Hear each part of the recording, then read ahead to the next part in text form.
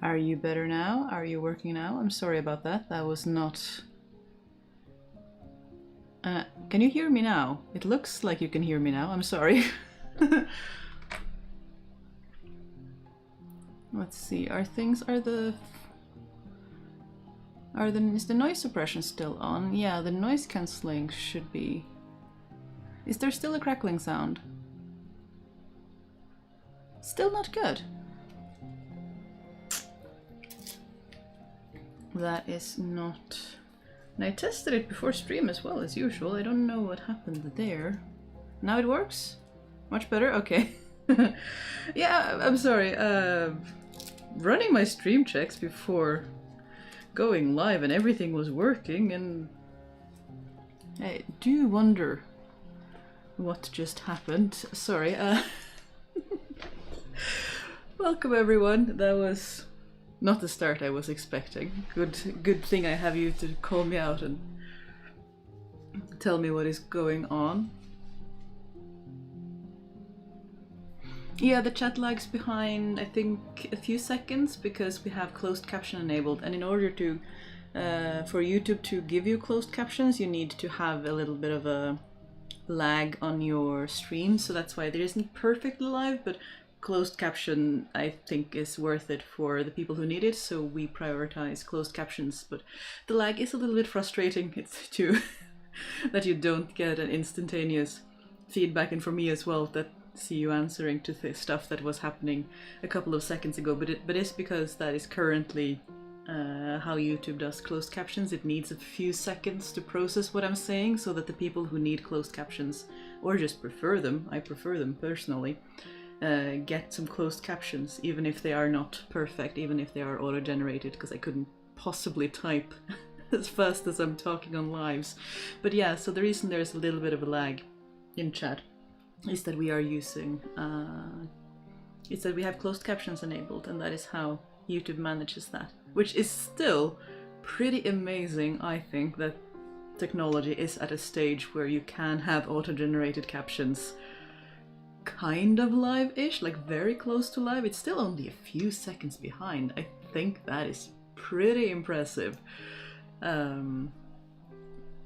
Yeah, closed captions are good, I agree. I really prefer closed captions myself as well, and I know it is super appreciated. About 33% of my viewers use closed captions. You can see that in the stats on YouTube, and I think I would have done it anyway, because I am also a person who loves and prefers closed captions. I struggle to process the audio in movies and stuff if I don't have closed captions, so accessibility, good for everyone.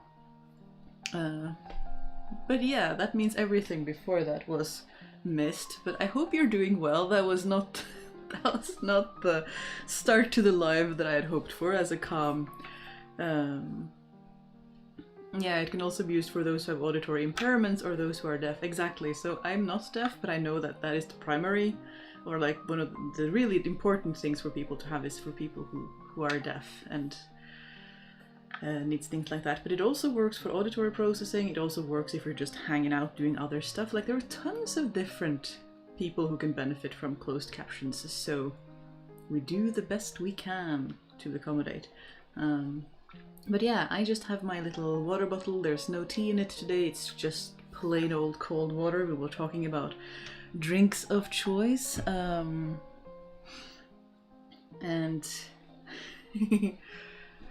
shows the crazy patchwork? Yes, we shall continue the crazy patchwork from last time. We got some progress. We did a little bit of... Ooh, let's see if I can do some gingham embroidery on some of my patches. I think we'll continue on this today. There's also... Last time we also made a couple of ants and little insects and little lazy daisies, and we were talking about how it would be fun if we did a lot more lazy daisies on this crazy patchwork in particular. We've been working on this one for a few times already. This was the first project that I did a live with. I was super scared and super nervous, and now these are things that I look forward to every week. How far we have come. Maria says, hello from Gelid, Argentina. Just finished a lovely cappuccino. I'm listening while doing laundry. That sounds lovely. What else are people working on? I hear there's some Tour de Fleece going on. I wonder if anyone is participating in that. I have been looking forward to sitting down and noodling about on this one for a bit. So, good morning, Catherine. Good morning. You just remembered the live stream, drinking warm water with a splash of herbal tea. That sounds lovely. About to make a bed nest for bed rest, altering while I participate in live stream. That sounds very cozy. We do support that. I think I want to make some of these kind of flowery. Let's see if I can figure out. Some of these flowery. Just do like a green zigzag and then add some flowers on top. I think that will be a nice soft start to the day. Owly Lady says, I only recently got a name for my issue, the auditory processing disorder, but you're actually one of those I can follow without captions on. Oh, I'm glad. That makes me happy that I'm talking in a way that is easy enough to follow, or that the music is quiet enough.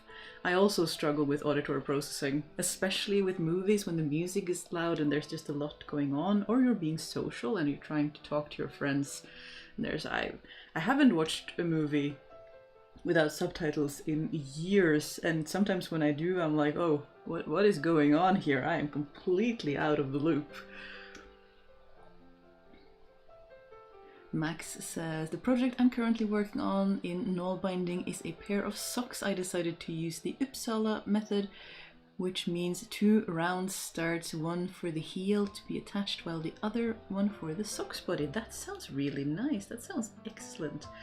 A very nice project for any time of day. Volden says, I'm sorry if I'm pronouncing your name incorrectly. I am prepping more bats for my Tour de Fleece spin. I ran out of bats after 5 days. Oh no, overestimated my fleece and underestimated my speed. Well, it sounds like you are having a very good Tour de Fleece then. That is a lot of fun. It was pure luck and coincidence that the chat with Evie came out the day that Tour de Fleece launched. I couldn't believe it when I was looking in my social media feed and was like, oh, that was today? That seems like I planned it, but I didn't.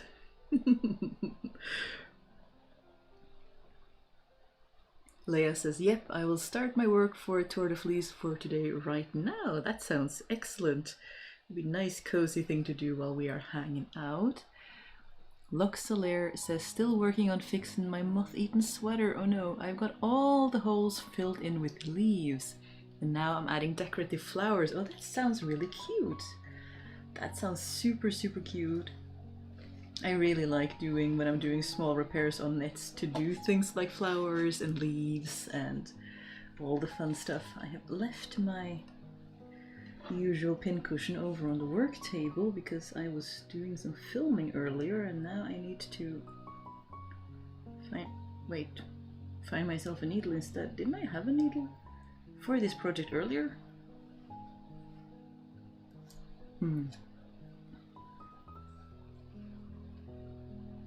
See if I can find one of my thin embroidery needles. Are you gonna be my friend for today?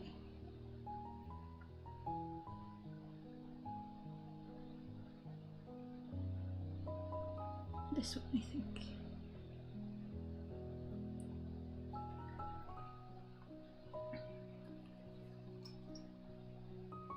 Carrie says, I do not spin, but I knit while watching live Tour de France. I get a lot done in July. That sounds lovely. And I mean, it's cooler in Australia at the moment, so you have a lot more of that crafting, autumny, winter vibes that I so look forward to, much as I also enjoy summer. But there's something about like curling up when the wind is howling on the outside and it's proper chill runs through the world, and you feel very justified in staying indoors. Not that I feel guilty for staying indoors anyways, but there's something extra cozy when it's winter and cold outside. Lynn says, this was very good timing. I need to finish hemming the skirt so I can wear it on a plane tomorrow. Then we do have... Then I suppose we need to get to it indeed. But yeah, I think we're gonna do... I'm not gonna keep telling you on the Discord that there is a live coming on Thursday. I think we're gonna plan to have... Well, I'm gonna do one more to let people in Discord, if they couldn't come today, know that we're doing that as a schedule for this at the moment, and that sort of Thursdays at 6 p.m. Norwegian time is what we're gonna do for the next couple of however long we decide to do this trial for. Maybe this becomes the new thing that we do, which I hope is gonna be nice for people.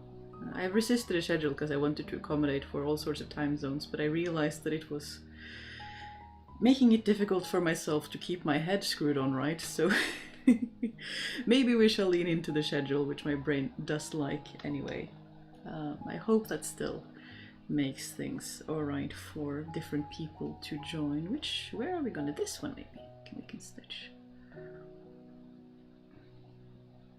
It's always a thing with these crazy patchworks to wonder where to start, where we're actually adding any stitch in particular, that good old decision-making stuff.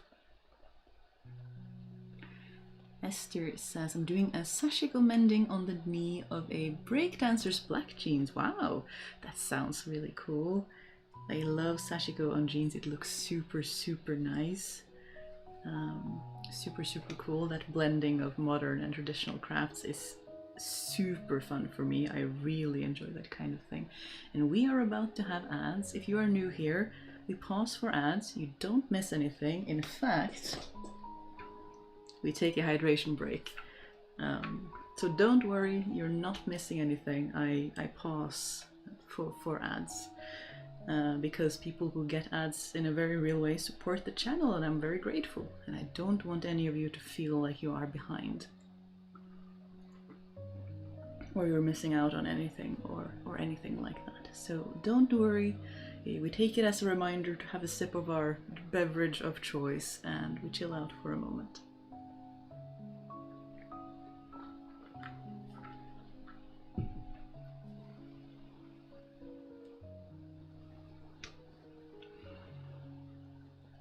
Good evening, Alex.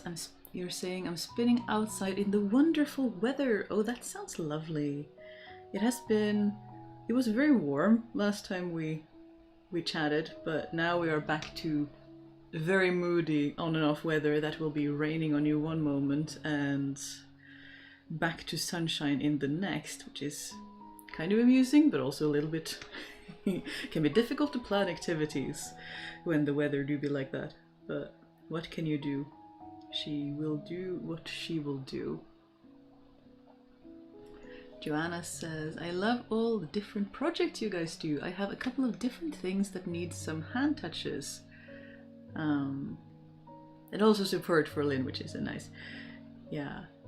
There's so much variety between what people do when we are hanging out, which I think is a lot of fun. It just goes to show that this isn't about any one specific craft. It's just hanging out, having a good time, chatting, interacting with people, and just taking a moment.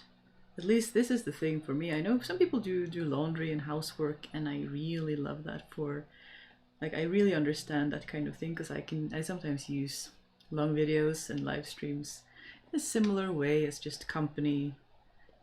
I always talk about that online content, like calm online content, is very often something that I really enjoy if I'm feeling like I would like some friendly company, but I am too worn out, like autistic burnout, and I don't have the spoons to actually interact with friends. So watching a video, a live stream, something where I can just hang out but with no demand of sort of having to chat back or interact, I can just chill out, can be very, very soothing. I find personally anyway.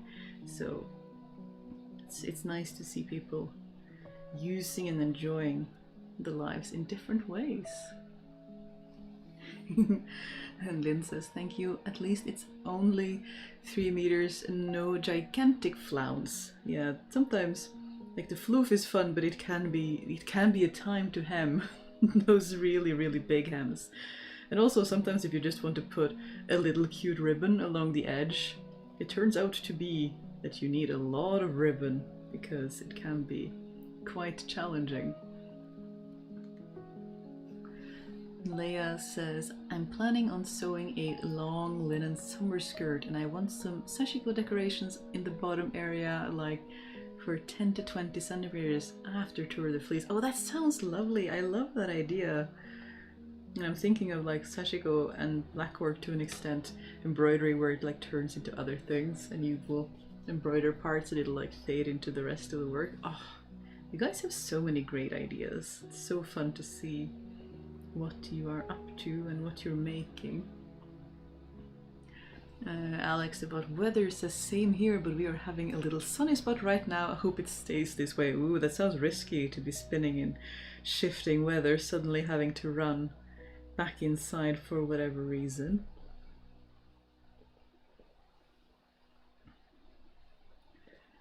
Max says, truth to be told, my parents are a huge fan of the Russian stitch patterns in knoll binding.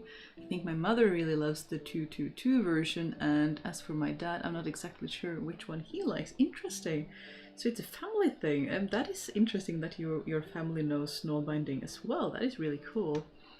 Yeah, I had a friend make a pair of socks with some of the really tiny Russian knoll binding stitches as well, and they took so long, but she was also using really thin yarn. They were gorgeous at the end though, absolutely stunning. There are some really fun and pretty stitches out there. Joanna says, I like to run the Well There's Your Problem podcast when I'm doing the dishes. Lovely. I'm a big fan of the now I'm stumbling. Better Brain? No, Hidden Brain, that's the word. Hidden Brain as a podcast. It's fantastic. I love it so much. I always learn something new about, psychology in the brain, how we work as humans, and research about habit formation and success. And it's just a super interesting podcast. And the host, Shankar Vedantam, is super, like, his level of preparation and the question that he asks are fantastic. Absolutely an excellent show to listen to.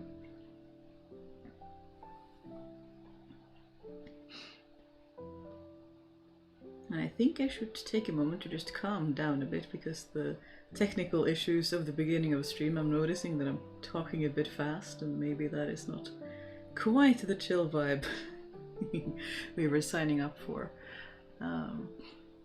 Kate says, the no demand comfortable company factor is real. I appreciate you. Well, thank you. I appreciate you being here as well. But yeah, the no expectations sort of demand content as well. I find that I need that sometimes as well, where you just get to feel like you're hanging out with a friend, which, I mean, sometimes these online relationships feel in a way like that, but without having to have the spoons to actually hang out in first person, which can be also very nice for people who might not be able to get out as much, and that kind of, yeah. Much as we complain, and there are many issues with it, the internet does also provide a whole lot of good things for different people, I do absolutely believe. Esther says, blackwork and sashiko, that sounds amazing. Oh yeah, there's so many beautiful stitches.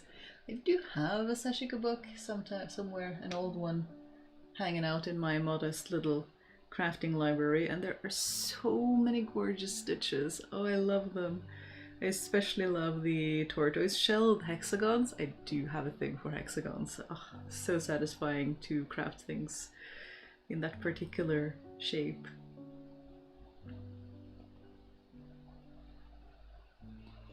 Max says, maybe it's the Dalby telemark or other stitches you're referring to one of your friends used, right? However, I could be mistaken.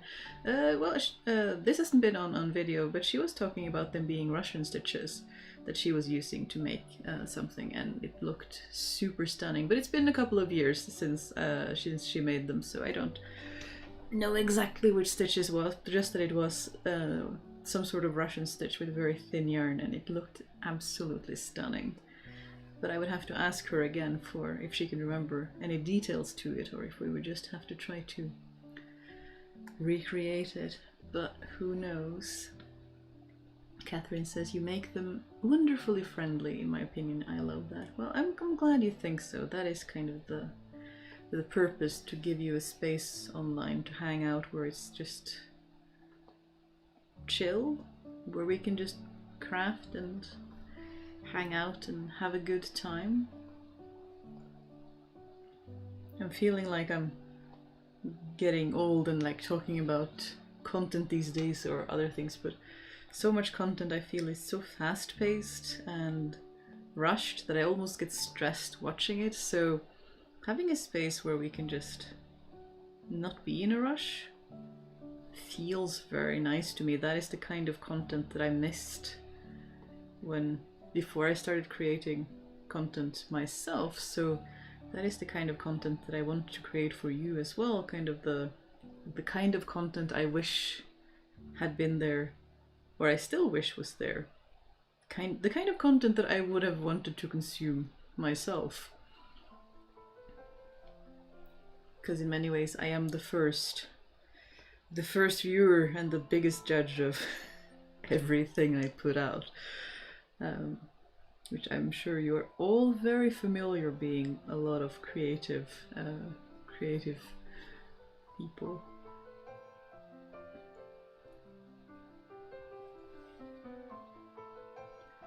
Esther says, planning to repurpose my 30-year-old kid's old cloth diapers as practice. That sounds like an excellent plan. Repurposing can be so much fun.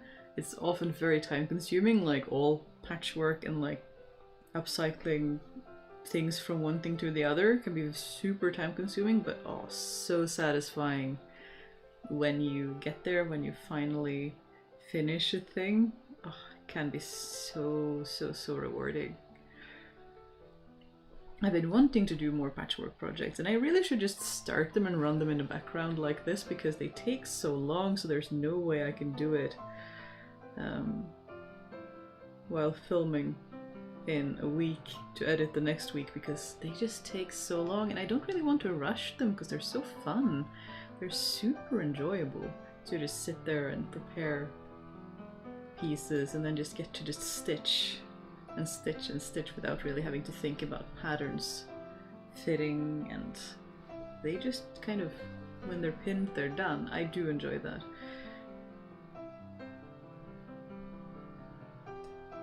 Because when I'm pinning, I still have to think like which armhole goes where and make sure they aren't pinned the wrong way around. But if I feel that I pinned them correctly and can just sew, that can be super nice meditative work. Do you hand piece your patches? I generally do. That hasn't been intentional. It's just been like whenever I do patchwork projects, I find that I'm in that kind of hand stitchy mood, and I'm just sitting there preparing my patches and I'm pinning it, and then my needle is right there, so as soon as I'm done pinning I often just continue on, and then it just becomes that I do it. But you absolutely can do crazy patchwork and things like this by machine, absolutely. I don't know why I reach for my regular sewing needles when that has just become the thing that I like to do. I just enjoy piecing them together quietly, because a lot of the time if I'm feeling a bit again, my autism is getting the better of me and I'm worn out, I'm very often sensitive to noise, so the machine is a bit loud for me. And then if I'm in that like, oh, my brain is mush, I need to just rest and just do a repetitive task, getting to sit and hand stitch then is super soothing. I really enjoy it. And just sitting there in silence in my workroom, just completely in my own little bubble.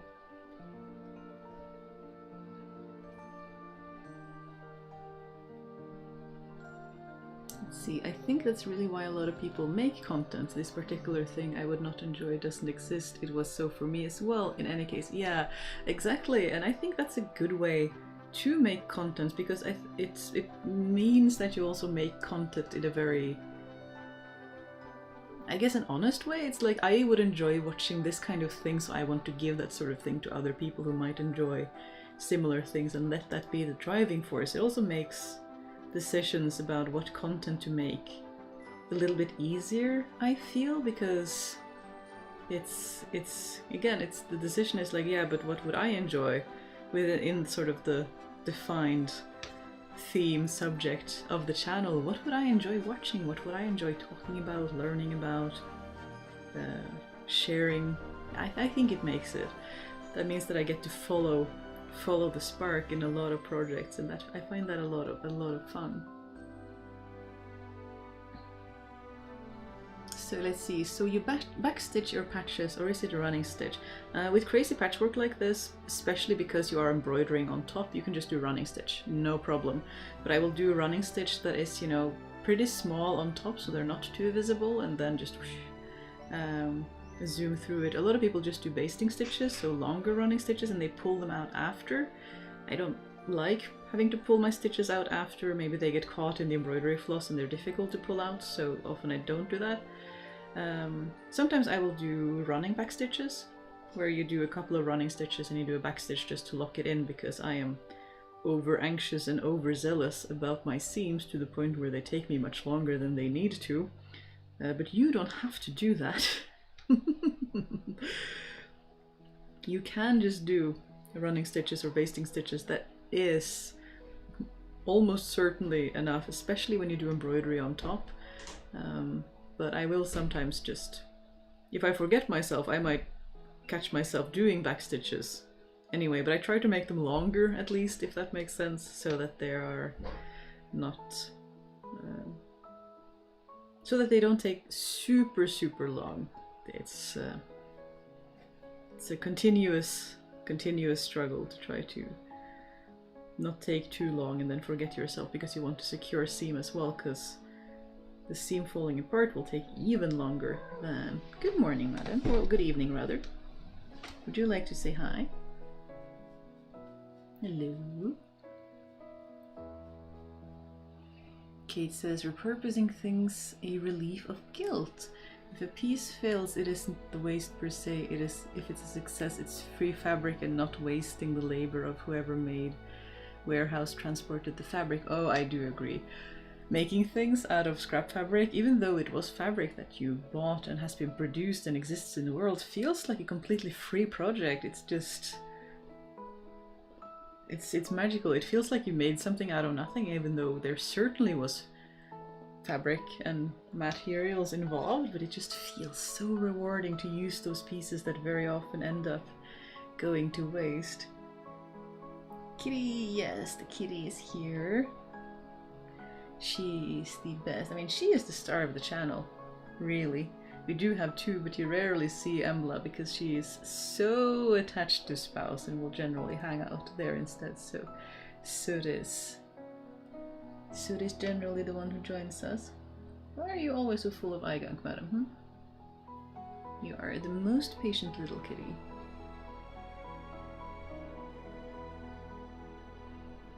Hello.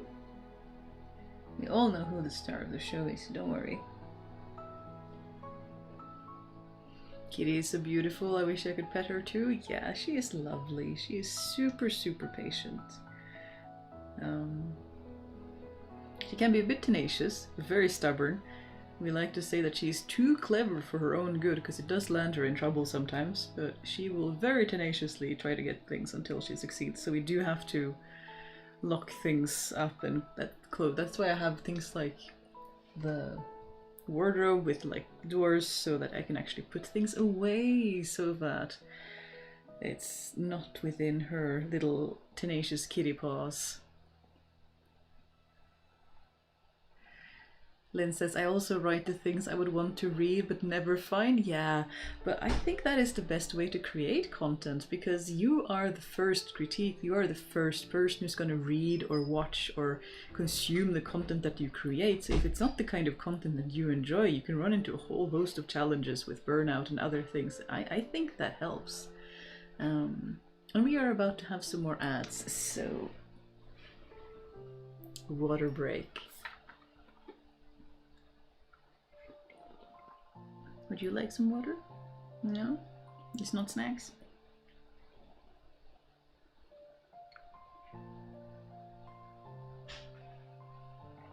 You are very pretty. Yeah, you are.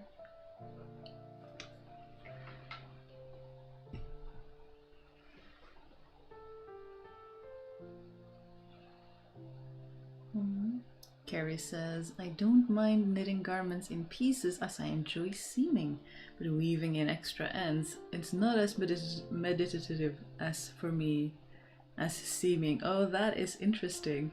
I usually plan, I haven't done any proper historical big knits like vests or sweaters because I don't enjoy the seaming as much. I worry that I will leave things askew and I will have to redo it because the edges aren't quite matching up. So I will often do sweaters and stuff in one chunk.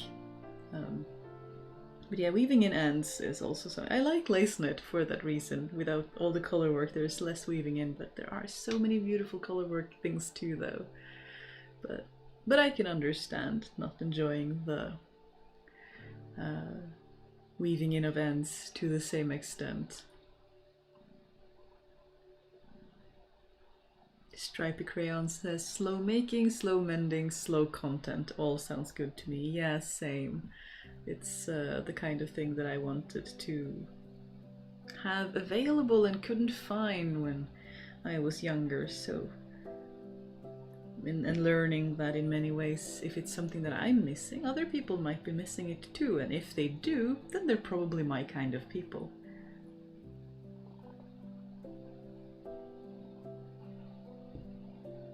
Lynn says, oh, this is going faster than I expected. I thought I'd struggle to finish on time, but I think I'm almost 3/4 of the way done. Started at about 1/3. Oh, that is very good. Then you're making very good progress. We haven't even been going half an hour. That is very encouraging indeed. Is it nap time?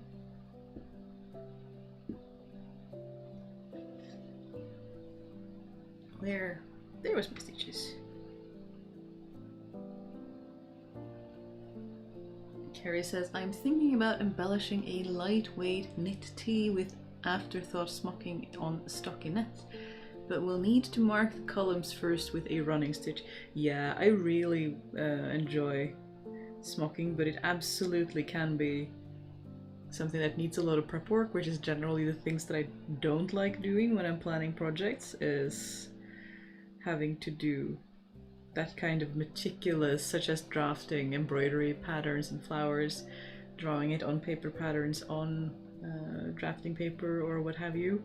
I find that will often make me delay and procrastinate a project if I have to do that kind of meticulous forework.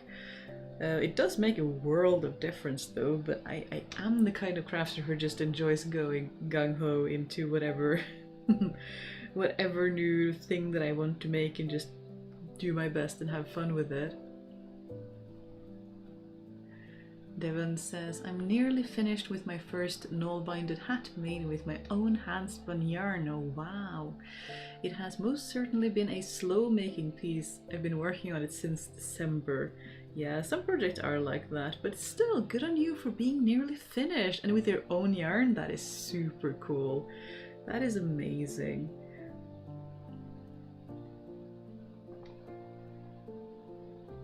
Madam, the cloth isn't even touching you. You just want to sleep in peace, huh? But yeah, it's so fun to see null binding really spreading out into the world and people having fun with it. I think it's a fun craft, well deserving of being remembered and making things and people having fun with it and playing with it.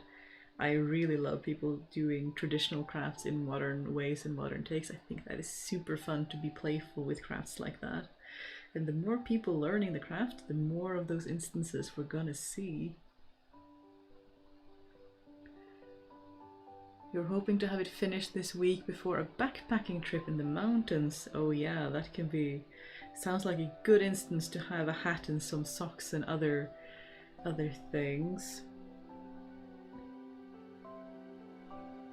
How has the spinning been going for you after the lessons with Evie? I haven't really touched my spindle since. Life has been crazy hectic. It's sitting in a basket on top of my cupboard. Not as safely tucked away from my kitties as I would like, but there's always the hope that they will forget that the top of the cupboard exists. But I haven't really gotten to... I need to take that first spin off my spindle. I'm not sure if I'm actually gonna... It's so uneven if I'm gonna try to do anything with it, or just wind it up into a ball and just leave it for now and then just try again, because I do think I improved so quickly that it'll be interesting to see how the next spindle is gonna turn out, because that is the satisfying things about learning a new skill, isn't it? That in the beginning you can have super fast progression because you start so, like, when you're a complete beginner, your starting point is so far from a person like Evie, who is super skilled, super experienced, and just amazingly tactile and knows exactly what she's doing and can create exactly the kind of yarn that she wants. So the distance between the two is so large that even, you know, getting tiny bit of the way is still a super big change from not knowing anything at all, which is always something that I always find really fun, learning new crafts. Devin says, it is definitely quite rewarding making something with handspun yarn. Oh, I so believe you. I do have my wool and I have some ones. It might take some time. There's been a lot of stuff going on this summer, so it might have to wait until autumn, winter, and even then I can't promise because time flies so fast. What even is time? But I hope to do some projects like that. I hope time will tell whether we manage to get there or not.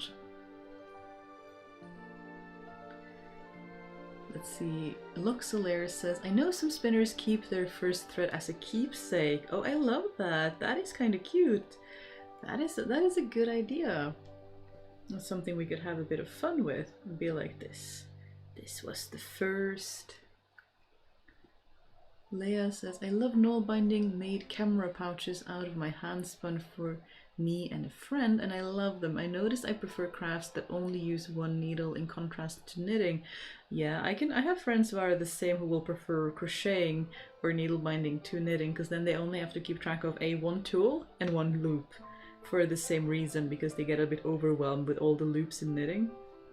I like knitting because I can turn off my brain a lot more than I can with crochet, because the stitches are there on the needles and I can just, my hands work sort of automatically, but I can definitely see how some people would prefer one over the other, and vice versa, which is why I so love that we have so many different crafts, that everyone can find one that works for them, or more. I mean, as a serial craft acquirer, I kind of just want to try them all and see how many fun crafts can I cram into a lifetime. That's an achievement to have fun with.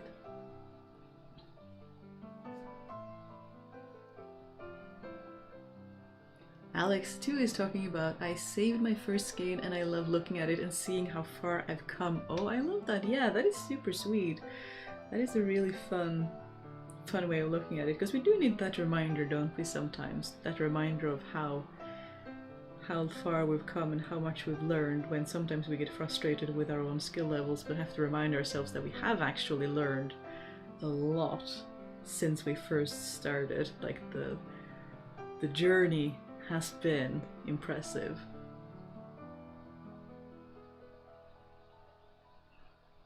And Lynn agreeing as well. Make a mini skein and keep it for later. It feels great to look back on your first yarn when you're more experienced. I do believe that. I think that we're gonna do that.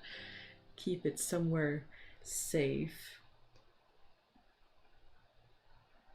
Oh, I think we're playing Yarn Chicken. It was so long, this green. I was just gonna do one edge, but now it's... I think we can do it before we are into the seam allowance. Oh, or I could have if I hadn't just lost one of my 2 embroidery floss already.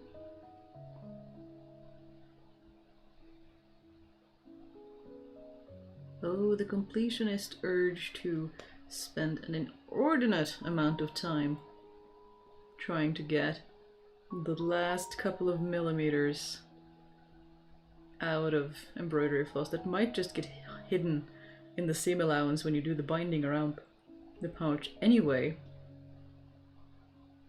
It's the... Sometimes I'm super amused, you know, when you'll notice that you're doing a thing and you know it's ridiculous, and yet you can't really help just doing it anyway. You just, yeah, like, I know I'm being super over the top with preserving this yarn, and yet I will do it every single time, especially like this when you're so close to the edge and you might just be outside of the seam allowance that's gonna get bound off. Of course I could cut down when I'm finished and make sure I'm within, but I have enough yarn, gosh darn it, and we will make it work.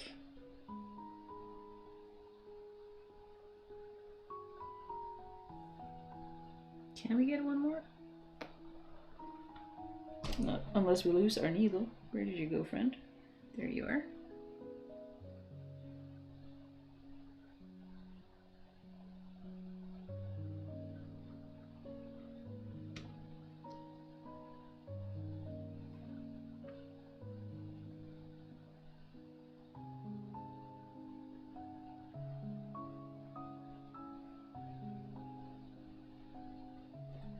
Ah, success.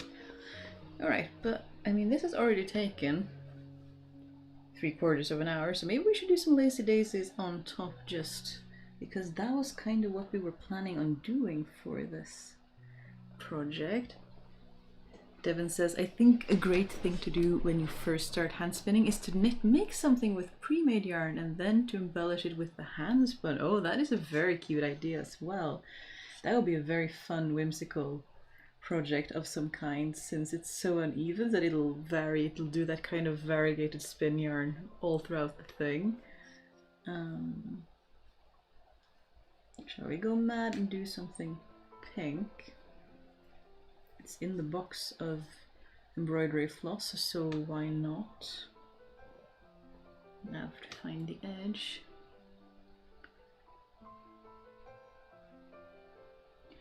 Max says, when it comes to no-bound items such as a doll or pair of gloves, I usually use a darning needle to attach the other pieces to make something simple such as a doll, gloves, some socks, etc.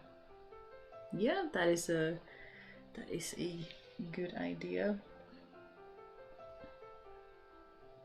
Darning needles are quite nice for various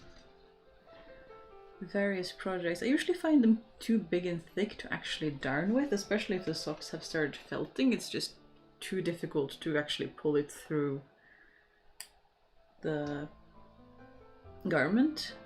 But for things like that, it's excellent for helping to weave in ends or attach things to freshly knitted or no bound or made garments. Darning needles are super nice because they will slide in between the yarn rather than slice through it, which can be exactly what you need.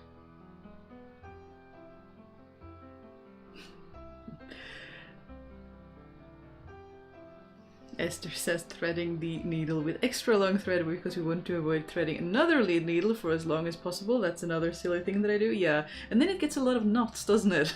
And then you spend, again, even more time than if you had just done 2 medium long threads, and yet we just do it every single time, again and again, and I'm probably not going to stop doing that either.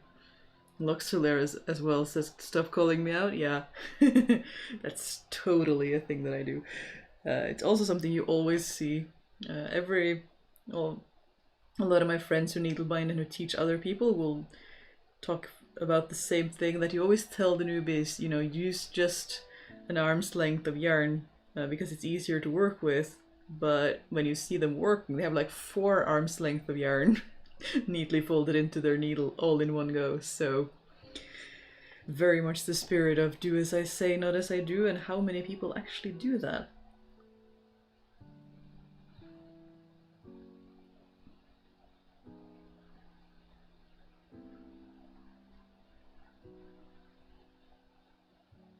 No. Rude. There you go. I think. No?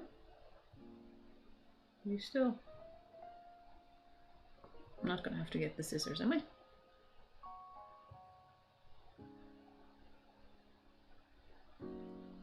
There we go. Alex says, another positive aspect of spinning your own yarn, you can just spin more when you run out, but then of course you get fiber chicken. Oh no, that is on a different level. And also then of course you need to be proficient enough to spin similar weights every time, which I'm definitely not there yet, but it's so fun to see people who have the skill to do that. It's super, super cool. Joanna as well is a long thread girl. Yeah, it's I am not super surprised that this is a prevalent thing that we do.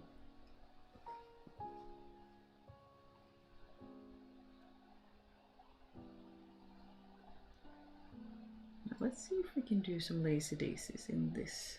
This is a floral little patch anyway, so that is very fitting.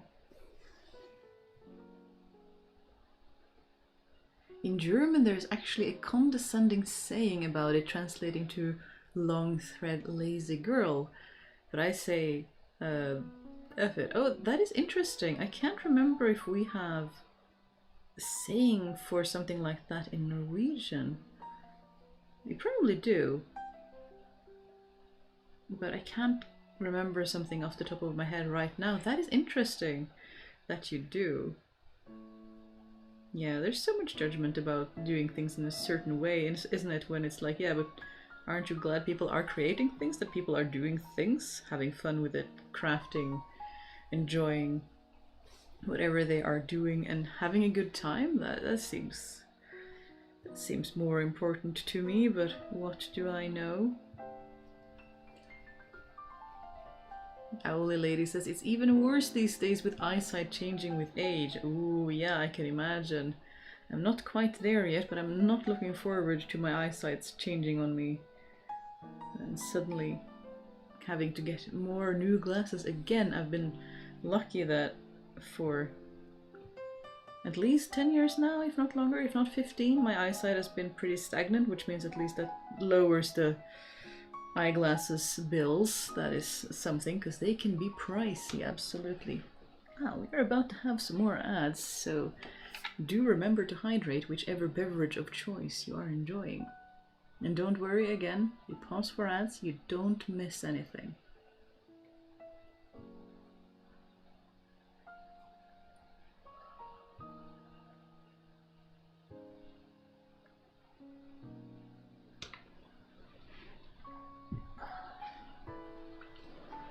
Water is so good. Just plain old water.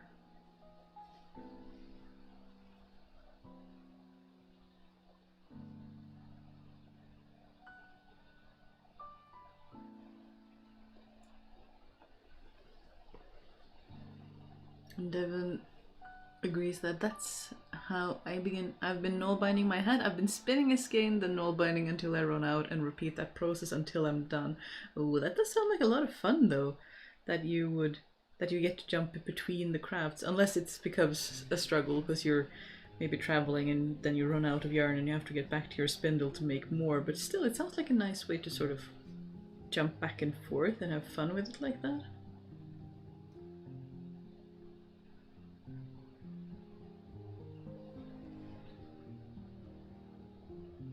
more people using long threads and comments and not caring what some people might think of that, and we do support just doing the thing and throwing old judgmental conventions out the window. We don't need those. It's easier and more fun to do it without the judgment, because goodness knows we often judge ourselves enough as it is. Oof. Perfectionism is such a scourge on our society these days, and I don't believe it does any good in the least. Stripy Crayons shares, there's a lovely folktale about a young girl who is challenged to a sewing contest with the devil or a hungry bear in one version, and she wins it with little tiny stitches and short thread. Oh, I haven't heard of that one. That sounds really fun. I love folklore when there is crafting aspects related to it. Hello, madam. Have you returned? Would you like to come back up again? And I remember reading this theory that it's related to have a lot of crafts like spinning and sewing and mending are very time-consuming tasks, but they're not very difficult tasks, so they can be done in community. So a lot of the time women sitting around doing these kinds of repetitive tasks would be sharing stories to entertain each other. So of course there's going to be an element of spinning and sewing and weaving in those stories, because that is what they do. And that is a really intriguing theory to me, and certainly a lot of fun. Lynn says the mental load of changing threads is just too much. If I used short threads in sashiko or hand sewing, I'd never have enough executive function to sew at all. Oh no, that definitely works for, adds in favor of using longer threads. I do like it when I fold it through the eye that I can pull it in one hand motion though, because when I start doing more than that, like with knoll binding, oh, I do it for knoll binding, but not always for embroidery. I also get a little bit frustrated, but it never lasts long, so. And Pi says as well, the only thing I dislike strongly about growing older is the eyesight. Yeah, I believe that, especially with us crafty folks, that was one thing that my grandmother struggled with as well. She had been a sewist, you know, not a fancy couture dressmaker or anything, but like a plain factory sewist back when those were still a thing in Norway, and she was super creative, super skilled, and the thing that made her stop creating things was when she couldn't see the stitches, and she would go up to thicker thread, thicker knitting needles, different types of crafts, but at some point she just had to give up. That was hard for her, that she could no longer create. That was a difficult thing for her to accept. That was quite sad to see. Lynn continues, especially when you're doing clean double-sided sashiko finishes and finishing new threads means meticulously doubling previous ones without catching fabric. Oh yeah, that does indeed sound like a time and something that would make it difficult to do the thing when it's pressured to be perfect like that. Much as the result can be super satisfying, it can also be very difficult to get the thing done when we really want it to be nice and good and all of the things. Esther asks, who are the oldest sewers that everyone knows? I am nearing 60 and fear I'll not be able to sew in my 70s and 80s and 90s. I need some encouragement here, people. Oh no! I don't know. I know a lot of old ladies still sew. I feel like 60s and 70s, especially if you still have your eyesight and your hands aren't shaking, are still absolutely a good time to continue. I know a lady in her 70s who still sews. I think you have to be a little bit lucky with your genetics, but it's absolutely possible. Like, keep going as long as you can. We believe in you. You absolutely can do the thing.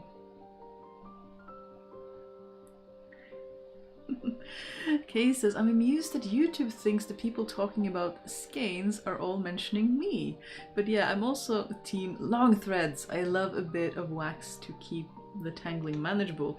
Oh, that's a good trick. I usually only wax my threads if I'm sewing with linen thread for a historical project or whatever, but to use waxing to reduce the tangling is clever.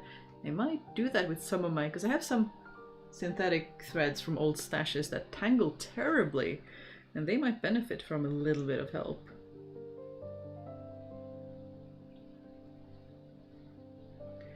Owly Lady says, my mom is 79 and still sews, though not much by hand, and knits. Oh, that is lovely. It's so nice when people are able to do that. I love that. Joanna says, success. I just... Whoop, it vanished because I'm bad at reading chat. I just bought my recycled pieced together linen summer dress into a wearable state. Oh, brought, not bought.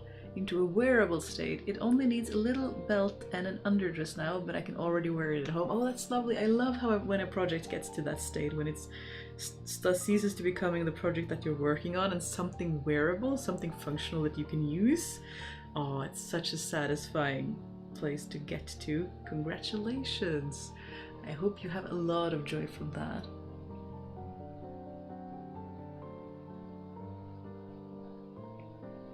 Oops.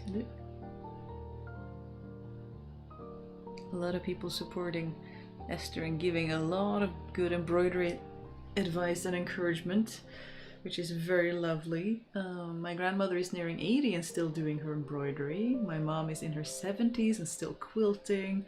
I love that. My mother is blind in one eye, she's 71 and still does cross stitch. Wow. Yeah, if there's a will, there's a way a lot of times. I mean, sometimes there are limitations, but that is so cool. I love that. And mean as well. My grandma still sews at 88, always dressed in the best handmade two-piece suits. Wow. That is incredible. So many cool old ladies. So impressive. And they're always so fun to talk to because they no longer care. They've seen it all, they've been through it all, and they will just talk about things and have fun and do what they want, which, yes, I feel that as well, even though I'm not even in my 40s yet, but that kind of when people talk about how you care less as you grow older because you realize things aren't that serious is so true and so nice, because you're like, oh, this would have upset me 10 years ago, but now it's just like, oh well. Which I find helpful, at least. Carrie says, after vowing not to join a mystery call again, as it can be so anxiety inducing, I have joined another mystery shawl project starting on the 19th of this month. I'm hoping for the best. Well, good luck. That sounds intriguing.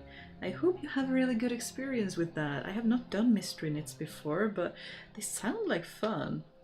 It's so many creative ways people are making crafts in new and fun ways, so I do hope you have a good experience and don't find it too anxiety inducing.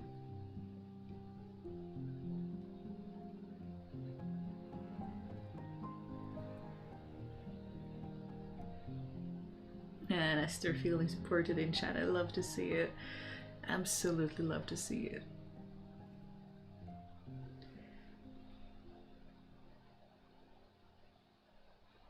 The thing is, like Max says, the thing is that my youngest brother is learning how to sew. I mean, sure, sewing can be an old lady's hobby to some, but truthfully, sewing has no gender.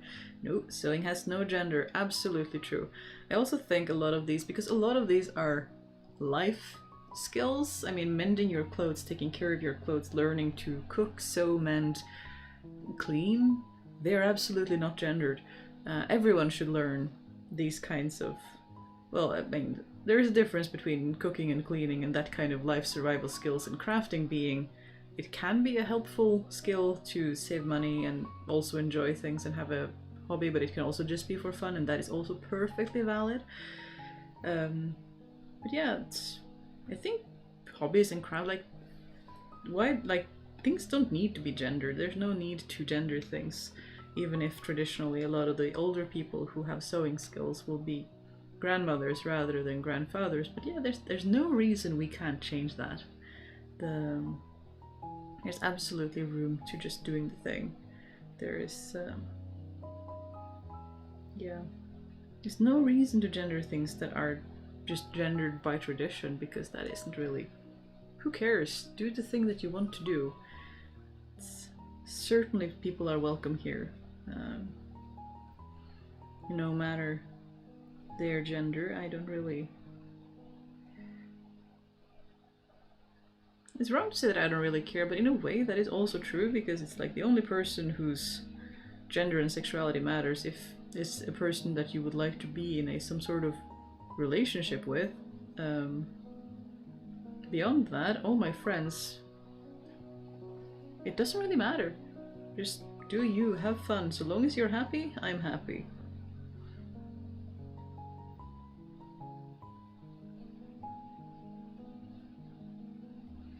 And Lynn also encouraging, don't hesitate to make use of all the assistive technology we have now too. Those big magnifiers with light can help a lot. That is very, very true. And I've seen a lot of, especially scissors that are helpful, like electric cutters, if people have poor hand strength. And I know we've been discussing this in the Discord as well, people giving advice for specific muscular issues and like taking breaks, having timers when they sew so they don't overdo it and get issues with their our hands and arms. And there are so many different ways to accommodate, and there's never going to be a one size fits all, is there? Because we need different accommodations, but having like a list of various suggestions can be super helpful, and then you can just sort of shop what works for you and try them out and see if they make things easier and just have fun with it.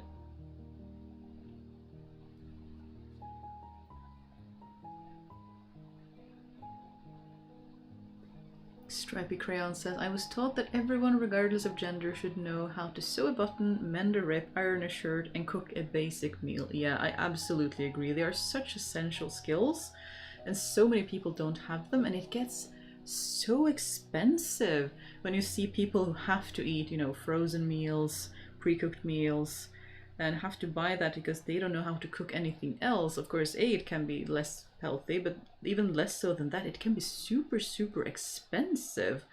And they don't really have any choice because they don't have the skills. They haven't been taught to take care of themselves, which I think is really sad. It's a big disservice to these children that they don't learn these things to take care of themselves. And because I've talked to people who haven't been taught such things like how to cook, and it's a really big hurdle to learn as an adult, because a lot of the things, if you've been taught how to cook as a child, a lot of the things are just super intrinsic and super instinctual. You just know the various cooking temperatures and skills, and knife skills come with a lot of practice, being able to work efficiently, planning out, I need to start the potatoes first because they take the longest, and then I can sort of chop my way through the vegetables and do the rest of the stuff and get dinner on the table in half an hour to an hour, because you know what needs to be done first. And that is often very challenging for people who need to spend a lot of time reading the recipe, going back to the recipe,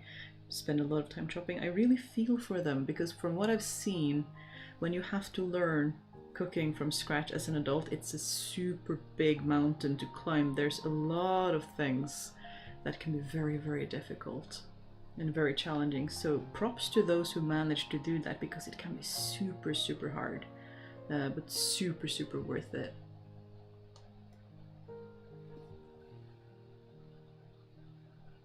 Let's see. Carrie says, I will be visiting my mother on the weekend. I changed the color of the top thread and the bobbing of her sewing machine the last time I was down there. I may be kind and sew on buttons for my brother. That is very nice. It's nice that we can help each other in these ways to keep being more community oriented. Leah says, I'm so sad I didn't get into yarn work when my grandma was still alive. I sewed but no knitting or crochet.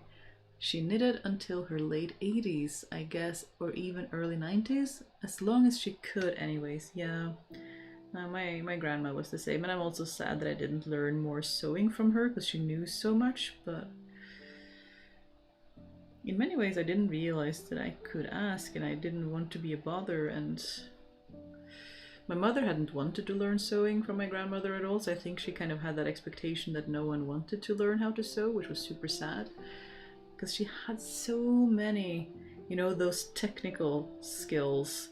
It's not about flashy haute couture, which has its own place, but it's the practical, fast, efficient, resource efficient way of thinking that you have when you've worked as this as your job and you know you need to produce a certain amount of items that is very different from this kind of leisurely chill out. Like, I like both, whichever is more suitable. Max says, yep, even no binding can also be done by men. That includes anyone regardless of race, religion, gender identity, etc. Yeah, of course. Any craft can be done by anyone. I know a lot of men who really enjoy tablet weaving because it's very mathematical. It's very, I mean, patterns, knitting and everything. It's so mathematical. It's so predictable. It's fun for them to plan out and see that there's such an easy link to engineering and stuff like that, which also does not have to be gendered, but for them it's also often a fun in. So yeah, there's no reason. Anyone can do anything. We might not be able to do everything that we want, but we can do anything that we want. We just have to choose. That is often the hard part. We do have to be like, this is the thing that I want to prioritize over this thing, because we only have so many hours in the day, don't we? And only so many years on this good earth, and that can be the hard part, knowing, you know, which things to prioritize and which things need to then be put further down the list, because we can't do everything, but we can choose to get good at the things that we want. If usually we are about to have ads, so hydration break. I hope you're all staying hydrated. Adam, why is my sewing thread over there? It's not a kitty teddy bear.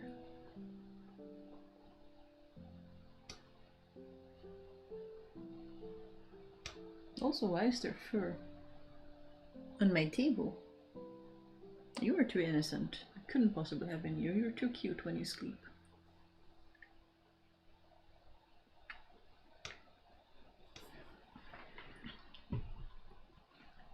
And Carrie says, all three of us have had cataracts in both eyes removed and do not have the same eyesight. Wow, that is super impressive. Cataracts sound really scary. I don't know, I know that you get anesthesia and stuff, but anything when you hear about things like, I think it's called LASIK, and that kind of the laser improvement of one's eyes, I get really like, ooh, that sounds scary. Like, you don't want to have sharp implements coming towards mine and eye. That seems terrifying. I would rather wear glasses, I think, unless I had to, like with cataracts, when it's, you know, genuinely super necessary. But other than that, I shall be keeping away from scalpels and anesthesia as much as I can until while I'm lucky enough to be able to avoid it. But if it's necessary, it's necessary. It is what it is. But I'm too nervous of such things to do anything if I can do it without surgical intervention first. Personally, anyway. Joanna says, and I also have made the experience a couple of times that when you bring out sewing stuff in public, some men will ask you to fix a garment for them. That is true, sometimes that happens. I have a friend who is a cobbler, and he will sometimes get that question where people have genuinely just lost a button and they just need help. They don't have the skills, they don't even know where to start. And he's gotten to the point where he'll just thread a needle for them and just hand them a threaded needle and be like, you know what to do, you have the button here on the house, needle and thread, get these mastery, some sense of accomplishment, feeling that you actually managed to do a thing, because that can be super addicting in many ways. Like, a lot of people have never been told that they're allowed to do that they can repair their own things. It's some of the things that I like to try to tell people is like, you can do that, you can try, and if it's already broken, there's no harm in trying to fix it anyway. Like we talked about, you know, doing things with Patchworks feels like free projects because they're scraps that are often surplus from a project anyway, and it's just super rewarding, and then it feels like it's less pressure on the crafter because you can just if it doesn't work, it's okay. They are just scraps. Often, you know, me being annoying about this, they're just tiny scraps. It's the bar is low, so the perfectionism is hopefully a little less insistent, and that's a very good, you know, gateway into learning to make more things and taking care of more clothes and maybe making some of your own stuff. And how empowering isn't that?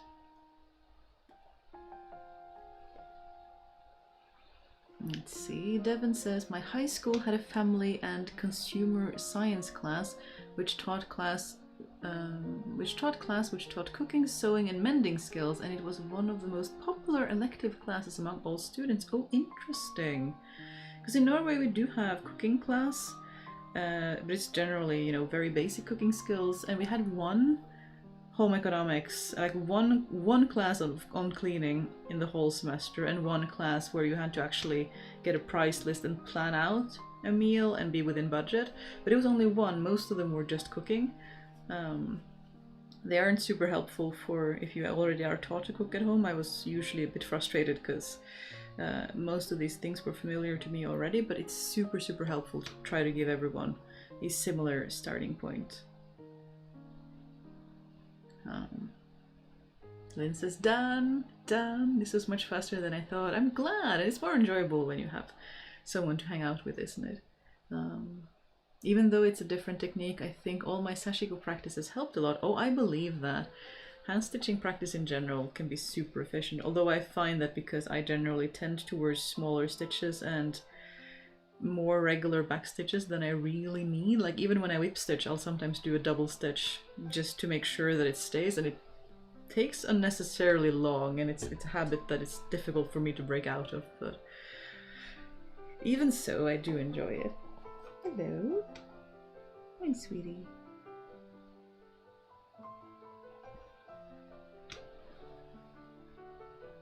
Do you want to do a little kitty cam? Let's see if I can reach without disturbing the madam. Also, let's see. Oh, Meme says, I feels like she's still here by doing the crafts she taught me. Yeah, that is so important. There are many things, like there is this, sometimes it hits me because it's only been a year and a half since Grandma passed, that I'll sometimes just stop completely and be like, oh, I am the only person with these memories now. There is no longer another person who share these memories, and that is super strange. Regarding the gender thing, through World War II, the US military required recruits to be able to mend their own uniforms, sewing kits and manuals were provided. Exactly.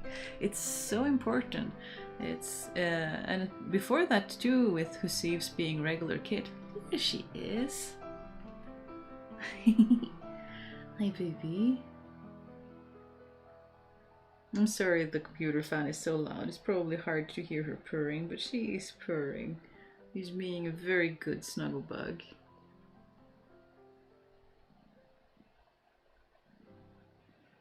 Carrie says, finished another round of my shawl, so should get some sleep now. Thanks for the chill crafting session.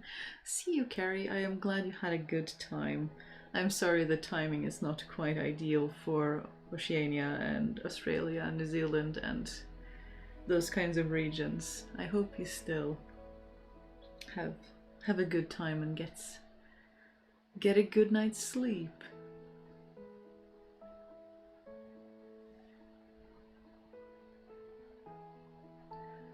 Hi says, my new obsession is making zines. I'm not familiar with this. And make one zine per day for some weeks this summer. One zine will be about crocheting a granny rectangle. Interesting.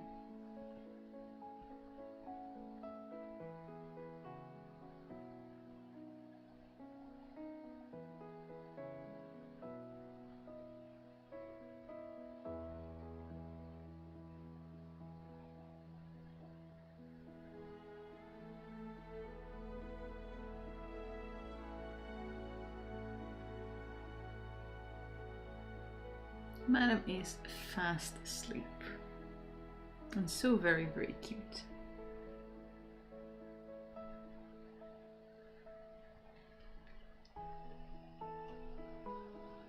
Yeah, we're talking about you. It is true.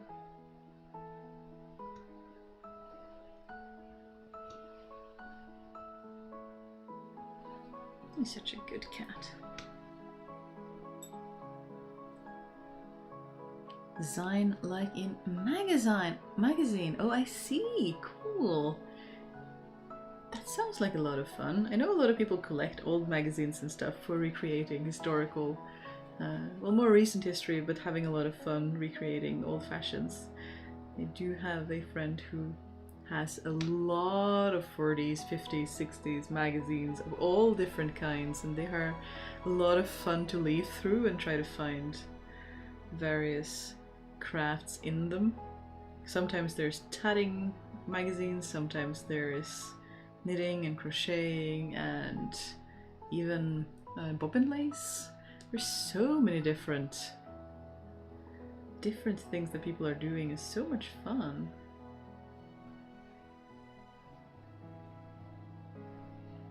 Let's see.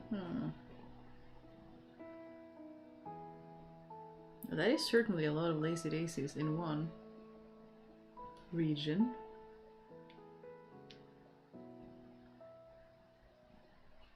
Stripy Crayon says, can I get some enabling energy? I want to buy wool to spin and knit an Aran sweater. Well, yeah. Why shouldn't you? Why shouldn't you do the thing? I know we always have a lot of crafting supplies already, but it is so much fun to just get new stuff as well.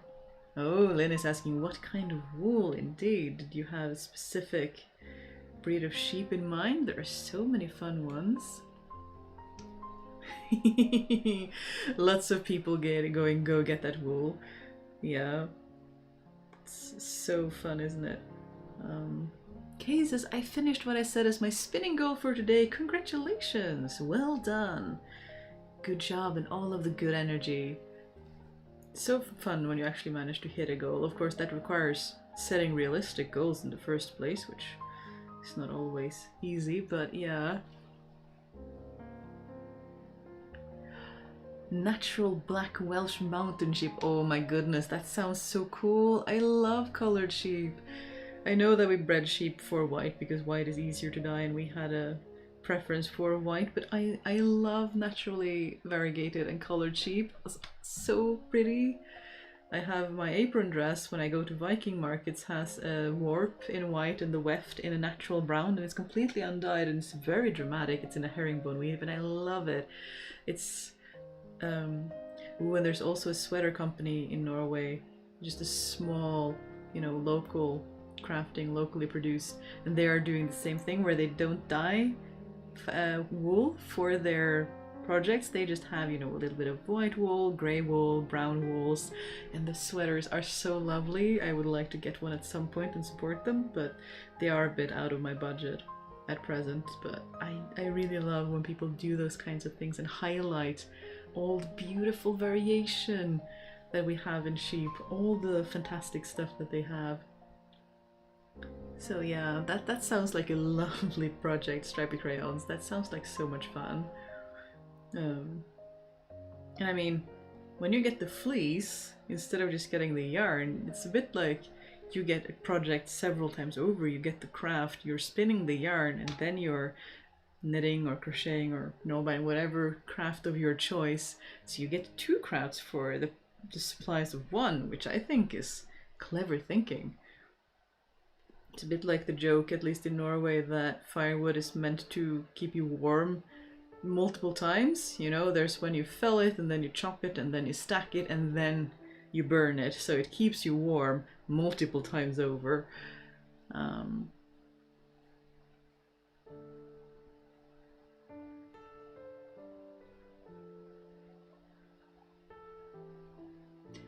Jana says, in Moment I'm really into finding ways to make my own fibers.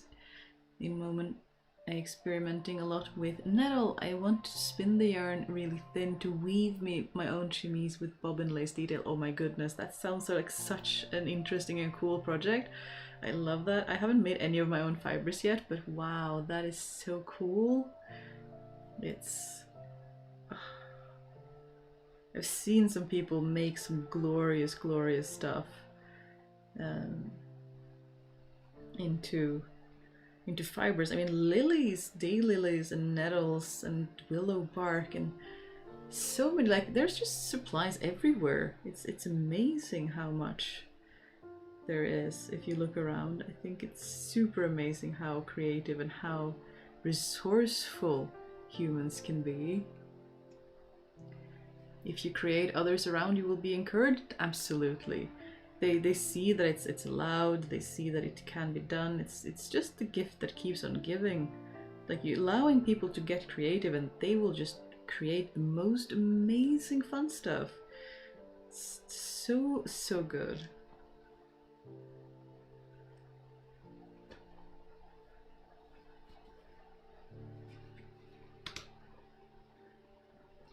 And we have some, let's see, let's see if I can see what I'm looking at.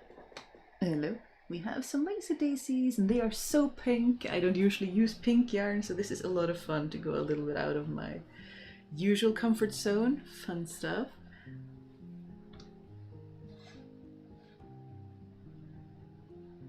Joanna says, Lynn, I also really like brown wool or black if you get the hand on it. Yes, there's so many pretty wools. Wait, I can make my daylilies into fibers. I think that was what they were called. There is this channel, Foraging Fibers, I think they're called. Let me see if I can find them for you.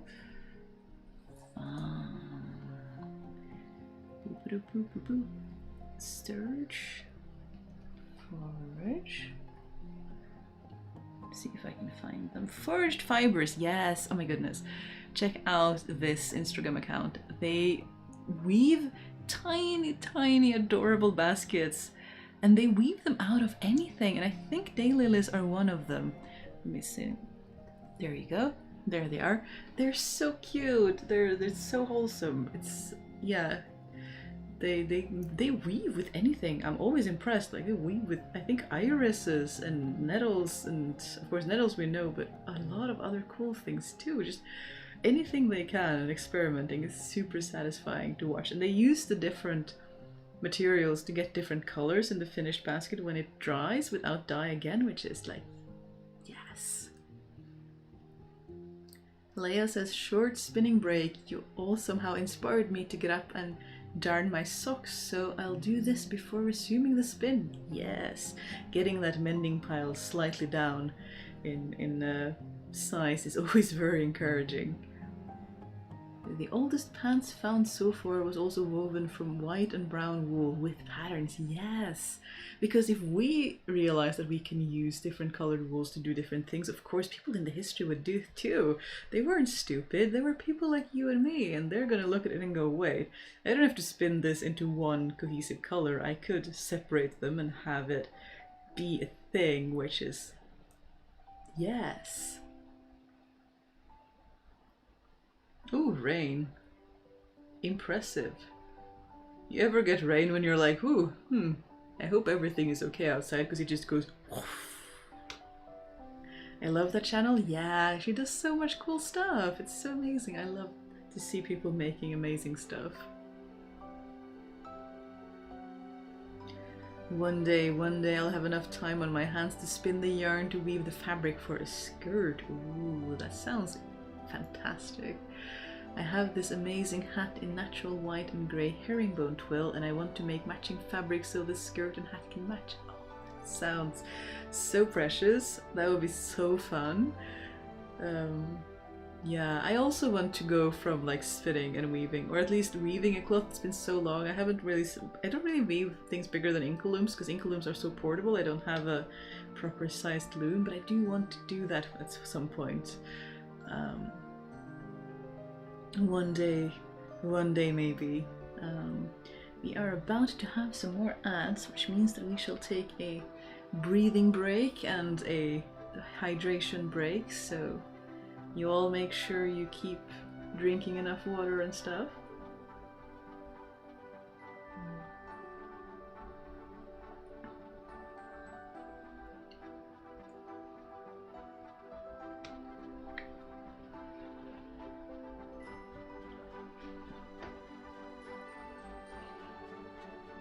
I've been influenced to try Zwartpulse. What are they?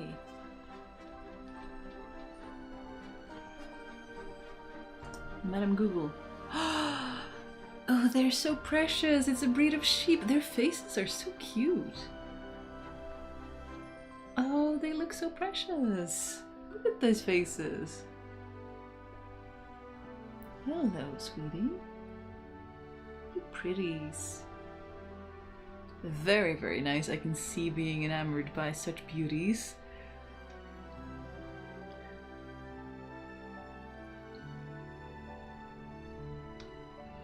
Those small baskets are wonderful. I know! They're so precious. Oh, the wool that's been ordered? Oh, I hope it becomes everything that you want it to be and more, and keeps you entertained and full of crafting for many, many months to come.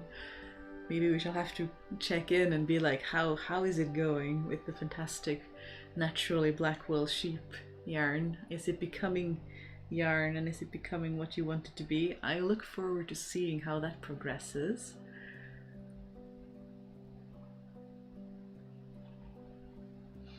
The Zwartpulse hype is real? Oh, interesting. Are they like the thing in spinning at the moment? I have no idea. But how cool.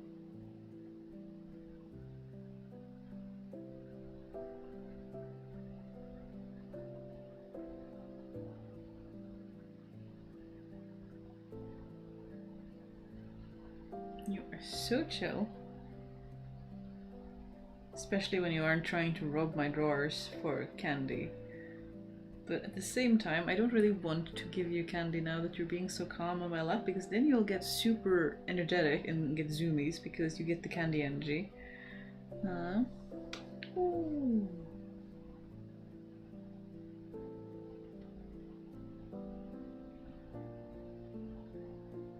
Oh no, I have made a grave mistake. I have put my arm under her for support and now I can't. What shall I do?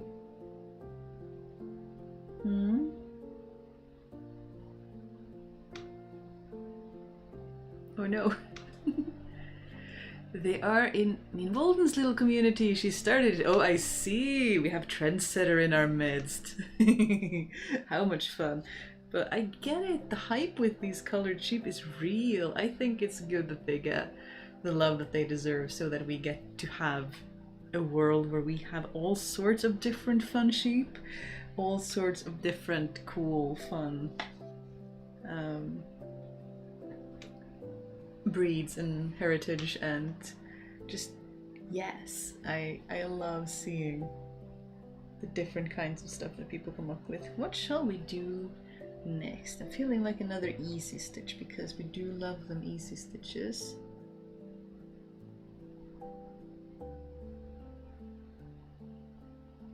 We'll do some more crust stuff over here. It has so much of this yellowish green that I'm always wanting to use some of it. I feel like I've used a lot of embroidery floss since I was gifted this box secondhand, and it still doesn't really want to close because it's so full, so it still feels exactly the same as when I got it. So I do think we will have embroidery floss to keep us entertained for many years to come. It'll be weird when it finally runs out. What shall we do with ourselves then?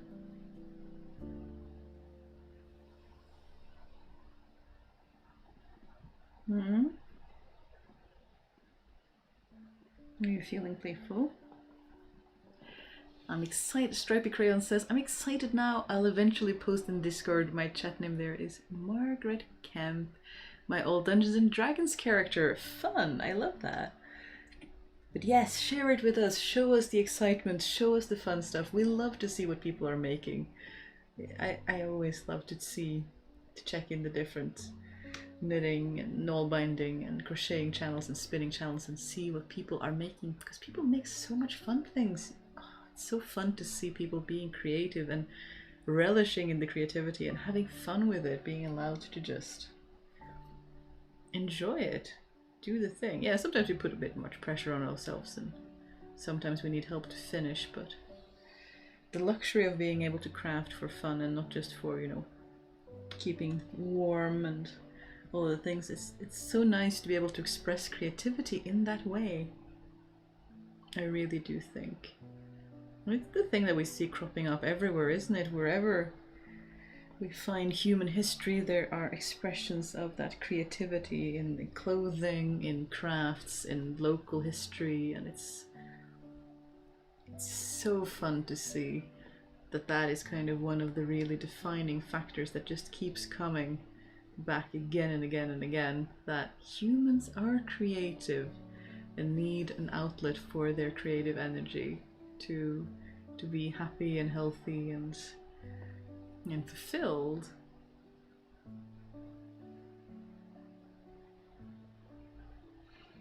Awesome, please keep us updated, Stripey. Yes, we love to see progress and people having fun with their creativity. Joanna says, I'm angry about the producers who don't seem to use jersey needles to sew t-shirts. Interesting. Several shirts that developed holes around the seams. Oh, I haven't heard about this. That is interesting. I have not experienced that. I wonder if that is something that is coming. And then I have to sit and darn all those little jersey holes, and I hate that. They are quite time consuming to darn, I will admit.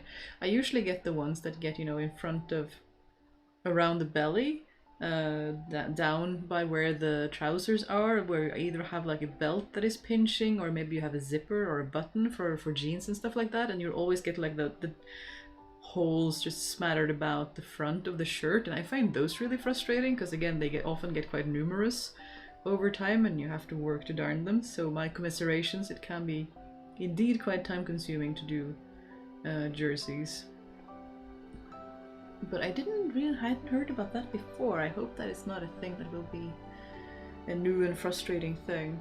But commiserations, that is no fun, especially when you have bought new clothing once in a while and it's hard to deal with. That is, I can see being frustrated at that, absolutely.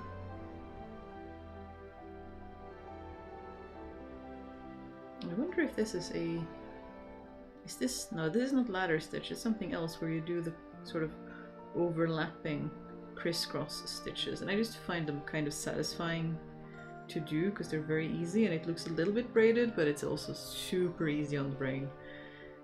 Because this project, while full of lazy daisies and other fun stuff, is decidedly not a one full of super complicated stitches, because I'm also trying to keep up with chat at the same time, which means that I need something I can just see to do and don't have to think about.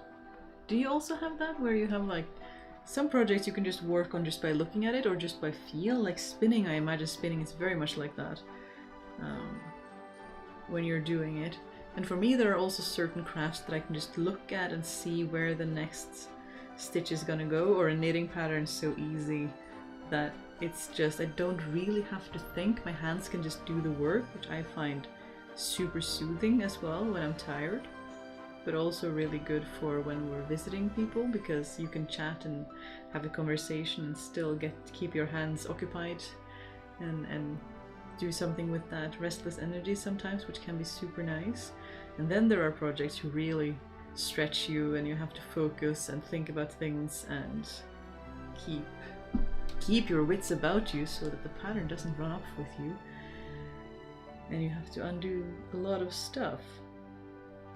I really like things where I can see what is going on, or I can front load the thinking, like if I'm doing a pattern trying to make a shirt or something, and I will just do all the planning beforehand, and then I'll cut my pieces, and then I can just pin them and just stitch because I've already planned the pattern and we're already like just doing the thing. Those projects are also a lot of fun, but I know that I procrastinate projects where I have to keep focusing heavily throughout the whole thing, like it's a very complicated knitting pattern or something, that those projects are usually the ones that risk ending up at the bottom of the work in progress pile, because I often will just want to go for other more leisurely projects. Spinning is nice to do while chatting. Yeah, I noticed when I was talking to Evie that it was super easy to just we were sitting there, we were talking about history, and the hands just had something to do that was super nice. So while it didn't become the, you know, first time spinning video that I thought it might become, it was still super, super fun. And to hear Evie just share her expertise and just amazing. I want to find ways to do more collaborations like that because it is so much fun to share, to talk about things and share experiences and have fun together because, yeah, absolutely something very nice to do. And reminding yourself that you're not alone in your workroom all of the time, although it is most of the time.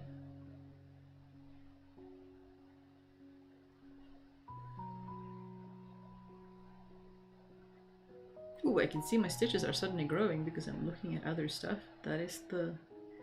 I guess that is the price of the live streaming quilt. Spinning is really great fidget toy and people tend to find it fascinating to watch. Oh, I believe that. Cats especially, I have noticed when I was... that cats really love the spinny toy looking thing. And it's... since it isn't as normal in a lot of parts of the world anymore to do that anymore, then it's... people don't know it, so they're wondering what it is, and that can be really cool. Plain weave too, yeah, plain weave can be really nice.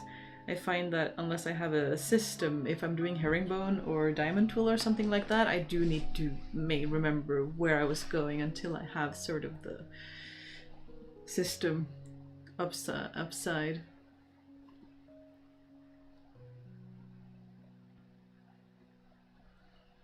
You should do a collaboration with me. I mean, maybe. Who knows? Are you still here, Meme? And am I pronouncing your name correctly? I am sorry, I am not entirely confident in that, but I don't know. It's always the what will we do though, but who knows? Wait, where did my mine and bottle go? There are so many people I want to do collabs with though. There are so many amazing YouTubers doing so many amazing things. I'm just in awe at how much people produce. I'm especially in awe of those of my friends who publish every week, and I'm like, how? How do you do that? How do you make things and edit things and manage to get a video out almost every single week? I could never. How in the world? It sounds more like mine, Walden. Oh, okay, that is good to know.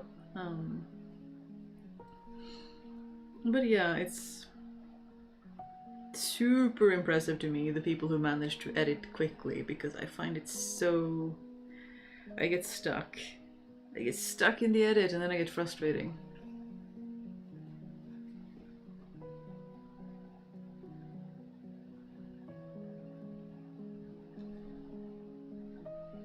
Her name is Jente if you want to get her attention? Is it? Because I've heard her talk about how her name isn't Jente. Because in Norway Jente is girl, but...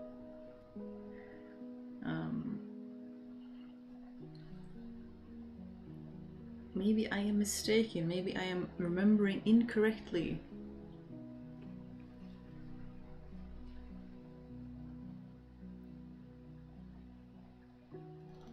I think most of them backlog, yeah, but you still have to have a backlog to draw from though.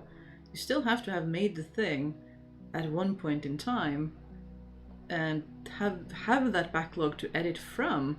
It still has to come from somewhere. Like I tried to get there, or it's, yeah, or have someone else edit. Not all of them do though. The ones that I know don't have someone else to edit. They edit themselves, and I'm still super impressed that they managed to do that and still film and live life and do other things as well. Is super impressive. I have to go bye. Well, goodbye Devin. I hope you have a good time. I hope you have a good rest of your day. And editing looks very tiring, to be honest. It can be, it depends. It's also a thing where some of it can be done very visually, like when I take the raw footage and I chop it down into a more manageable, like usually I will go from 3 to 4 hours, which is way too long. I'm always trying to film less than that per video and get it under an hour, like 3/4 of an hour, half an hour. And then from there I can apply the voiceover and and start doing the more finicky editing. But it depends on my mood. Sometimes, especially at the end, when you've gotten the project 90% of the way there, can be super rewarding, because then you get to do the fun stuff, you know, the color grading, the matching some clips up to music, the shot matching, where you like have your hand from one shot be in a similar placement in the next shot, even though it's from a different angle, and all those little fun little details that there's rarely time for, but that is kind of the fun part, where you get to play with the music and all the things like that at the very end. It can be super fun, but it can also be time consuming. I haven't unlocked the secrets of editing faster, so I do often tend to get stuck in the editing, but hopefully it gets better. You know, every project you try to get a little bit better every time. That's insane. Where do they find the time? Exactly. Some of them just edit much faster than me, and I wish I could. I wish I try to get there. I hope I try to get a little faster every time. But they just edit really fast. I'm super impressed by how they do it. Max says, what I find interesting about knoll binding is that there's so many different ways and techniques relating to it that has been passed down from generation to generation, like an heirloom and the tradition. Yes, I love that about crafts, and so many things are so regional as well. I think that is really cool when you have like telemark stitch that is specific to this region, and then you have Derby stitch, you know, specific to another region, and sometimes then we can help localize things based on the stitches, and it's just, textile history is so cool. There's so many cool facts about things. I'm just impressed by people in history making stuff and just doing cool things. Kay says the rain has lightened here, so time to walk in the water-hating dog. Thanks for hanging out and crafting together, Kristine and Chad. Well, have a good walk, Kay. It's decidedly not lightening up the rain here at the moment. If anything, it has just gotten really heavy.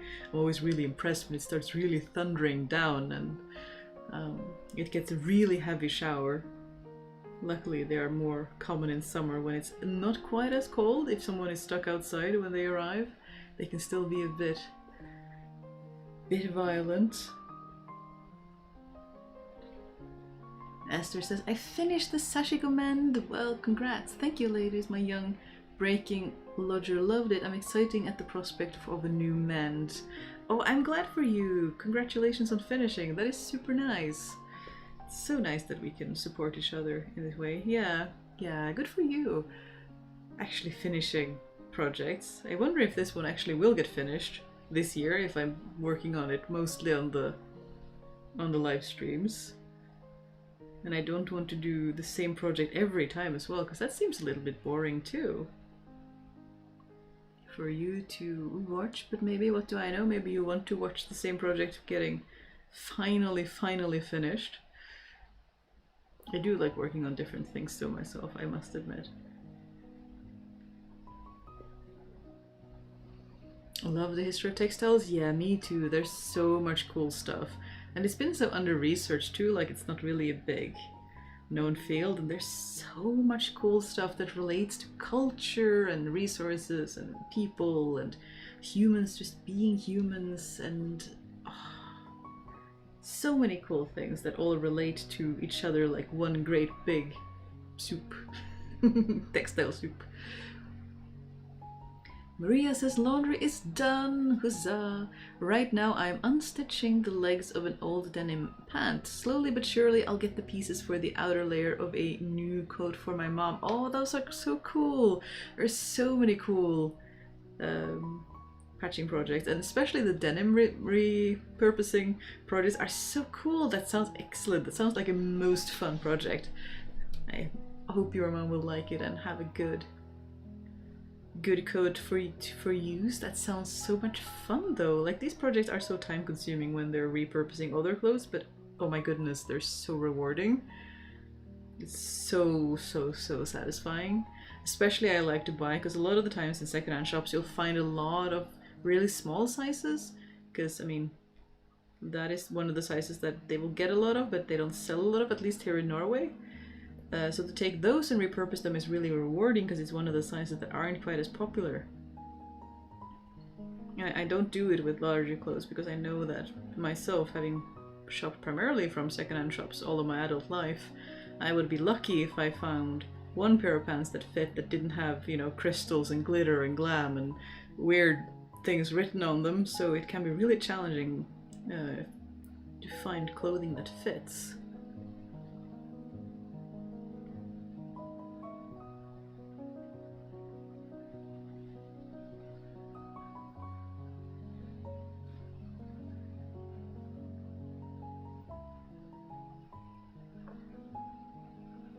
It definitely defines and links us as a species, yeah, because textiles are everywhere in so many different and creative ways. I mean, just thinking about the bark cloth of the Pacific, it's just like, wow, this is so cool. People make so much cool stuff. I love the assurance and satisfaction with seeing progress and little problem solvings and the stories as you make each item in the quilting project you're working on. Well, that is nice to hear. I'm never quite sure exactly what is the lore other than sitting here and chatting, but I think if I sat myself down and tried to do only chatting, I would get very fidgety and anxious because suddenly I have to sit here and just talk, and also that is like seemed very boring for you to watch. So at least if we can sit here and craft together, that sounds like a lot more fun to me, at least. And again, when people see you craft, they are encouraged to craft themselves, which you mentioned earlier today, and I think that is true. So why wouldn't we? Why wouldn't we encourage people to craft by just doing the thing and showing that it's allowed? So many things with humans where people will wait for permission, like they will feel like they need to get a degree before they can do such and such, even hobby or what have you, because they feel like they need external credentials, when in this time and age of so much information online and on the internet, you could just do the thing. You don't need to have a degree in English to go write a story that you've been excited about. You don't need to have an art degree to paint and have fun with that, especially as something that just brings you joy. You can just go the thing. You can just do it, especially with YouTube and other, like having just a wealth of videos for you to learn from and websites that can give you advice when you get stuck. I mean, it's don't watch all the tutorials in the beginning and then get stuck in tutorial the quagmire. Just watch as much as you need to get started and then keep crafting until you get stuck, and then find a tutorial to help you and then get straight back to it. Oh yeah, I made it to a live. Hello Evie, welcome. How nice to see you. We were just talking about the collab with the weaving, or sorry, with the spinning and the fun thing and that weaving. Spinning! Words, why? With spinning being such an excellent craft to do while chatting and talking and doing community things, because it's such an excellent thing to do with your hands while your brain is off doing other fun stuff. So lots of good things. I am working on a little crazy quilt that is getting embroidery very, very slowly. But maybe one day we shall get there.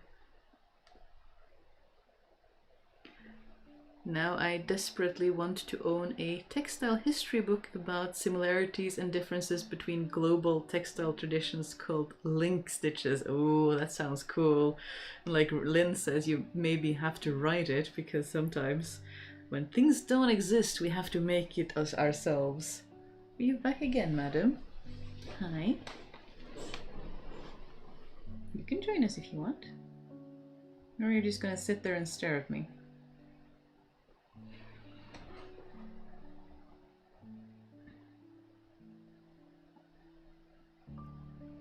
Interesting enough for me is that my 5-year-old nephew is really curious about how knoll binding works, and I may consider teaching him how to do when he gets older. To be honest, you might be able to teach him something already. I have a friend who has small children, and even if they are crocheting a sock for their baby brother or what have you, they can still, even if it's just a mess of knots and stitches, they're still doing the thing with you, and it'll help them with fine motor skills and what have you. And knoll binding is an excellent craft to get young children started with, I think, because the needle is blunt. It's a large, soft needle, so it's not like sharp. It's amazing how much you can teach a child who wants to learn just for the fun of it.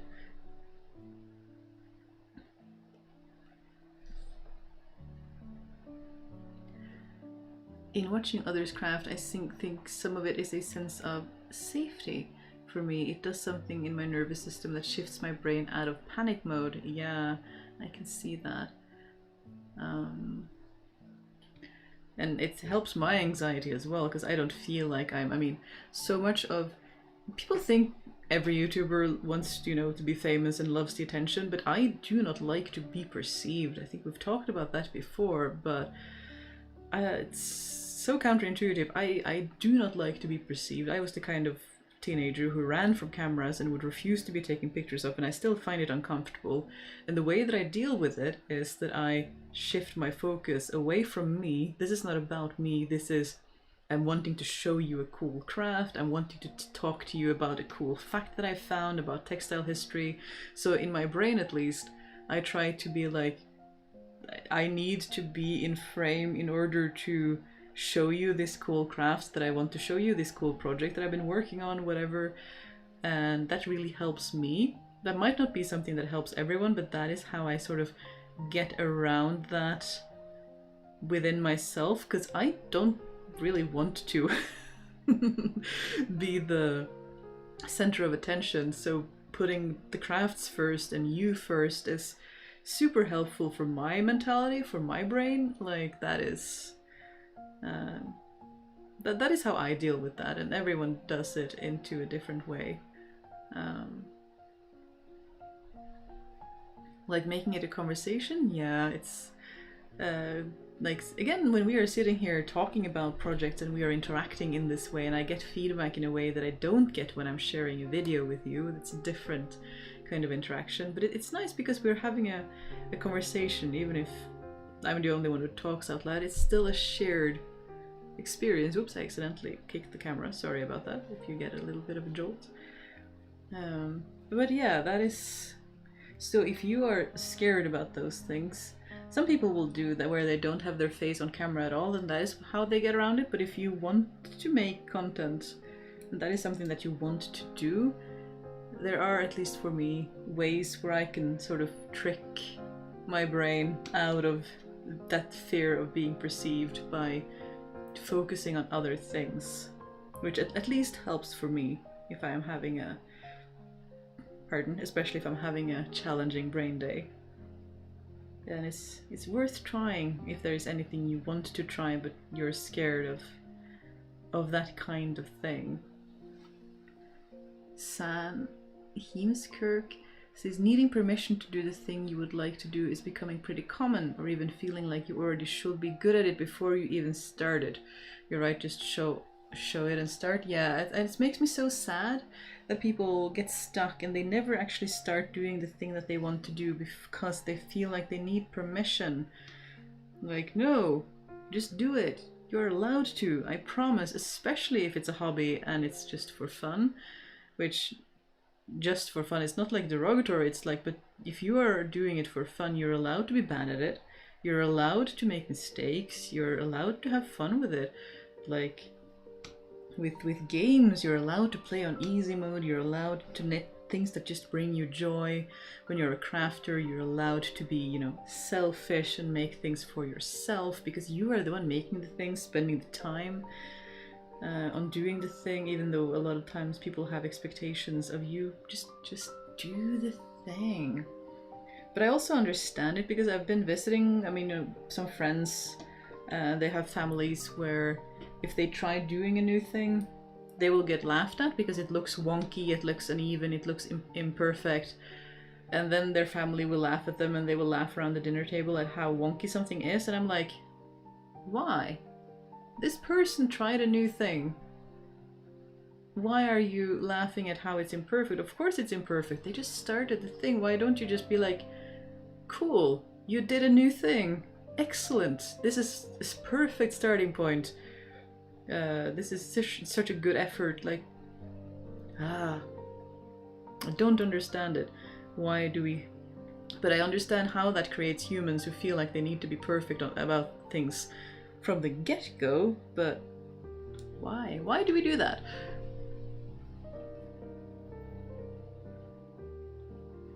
Capitalism? Yeah, Evie, like, to be honest, it always comes back to that, doesn't it? Fantastical Follies, hello, welcome. How are everyone in my chat today? Hope you're having a good time.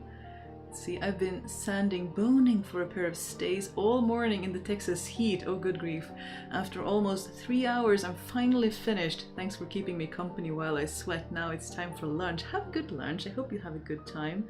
Get yourself some cooling down so that you're not quite as overheated. It seems rough. Summers in Texas seem intense, so good luck. Well done. I'm glad we could keep you company. Yeah, Evie hitting us with the facts. Capitalism tells us our product has to be valuable. Living life tells me experience is the process of creation is the real value. Some real wisdom right there. Absolutely. Yeah, just doing the thing for the enjoyment of doing the thing. I enjoy this process of calmly stitching one by one. Like, I know that I'll be tempted to just overfill, like the little pen holder bookmark that was completely ridiculously overfilled with embroidery stitches, because it's just enjoyable to just make things. That human urge to make things with your hands is so real, and the creation itself can so often be, and again, the journey is important, not necessarily the end result. The end, where you end up, the journey is valuable in and of itself. And I really want us to get that message out to people that, you know, you're allowed to do the thing. It's allowed to just enjoy making the thing. Even if you never use the thing that you made, you spent time making a thing. How cool, with your own two hands. How very, very human. How amazing, how fantastic.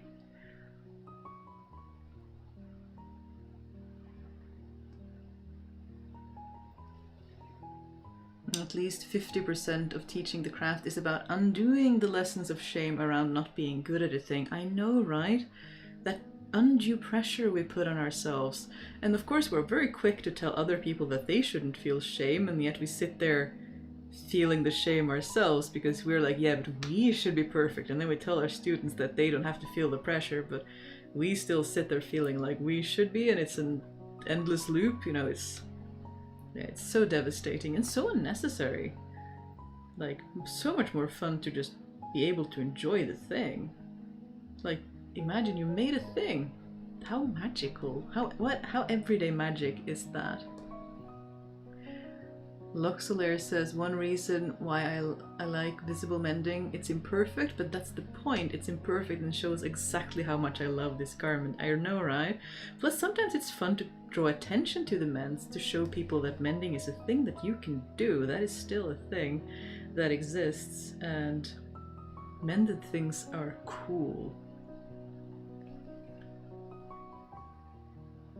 Catherine says, doing great, also wanting lunch, have made great progress on my altering. Well done. I guess it is getting time to get on with other things. I do want to finish this. And though I'm noticing that over here, this is probably the last time I was working on this project, which is months ago at this point. I noticed that I started, oops, will you focus, madam? Hello? If I hide my face, will you look at it? Yes. That I started this French knot flowers, and as you can see, they have not been finished, and I suspect that is because I finished it and then I went on to do other things on the lives, and then I forgot about it. So now we are trying to finish this row of stitches before we wrap up for the day. H squared says, all the joy comes from the process for me. The end result is barely the goal. I'm almost sad when I finish a project. I get a bit of both, but I can see that.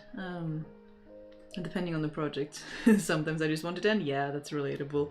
But yeah, I get that, because this one, I'm just enjoying sitting here chatting with you, having something in my hand that I can just work at easily without having any problems with it.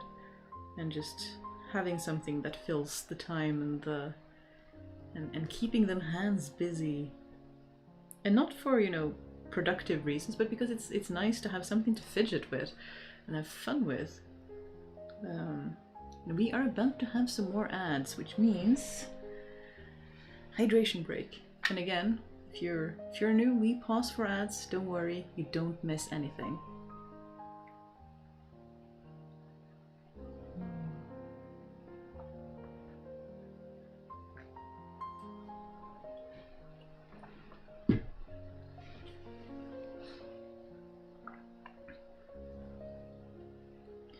Anyone mocks me for imperfection, I make the next project more imperfect, almost like flaunting, willfully being my preference, not their standard. I love that. That is, you do you. That is so cool. Like, yeah, show them the imperfections. I honestly get it. Sometimes if people are being weird, I will want to do the opposite just to oppose them. It just gets into that, you know, oppositional vibes. It's so easy to lean into that. It's so tempting, and I do fall into that sometimes, and it can be just fun to be like, no, your expectations are not necessarily my priorities.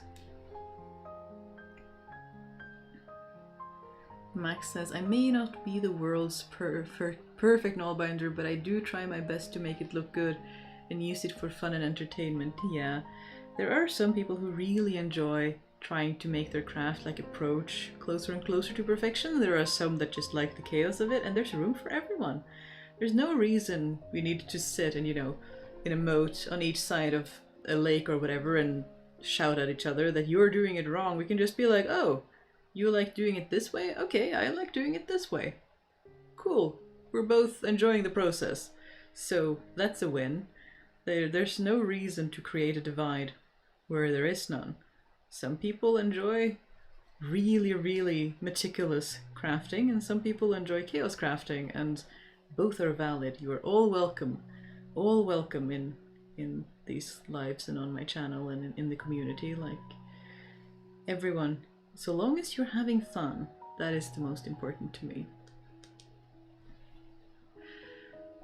Joanna says, my mending on this t-shirt is very visible. Well, good. At least I finally found a way of covering up the row of stitch holes they left. Yeah, that's the most important, isn't it? I found that as I'm doing more jersey repairs, as things fall apart, I will default to little green leaves because I'm starting to get the hang of them, and that means I don't have to think about how to cover up the hole. I can just be like, yeah, we're just going to grab some green and we're going to stitch a leaf, and that's going to be that.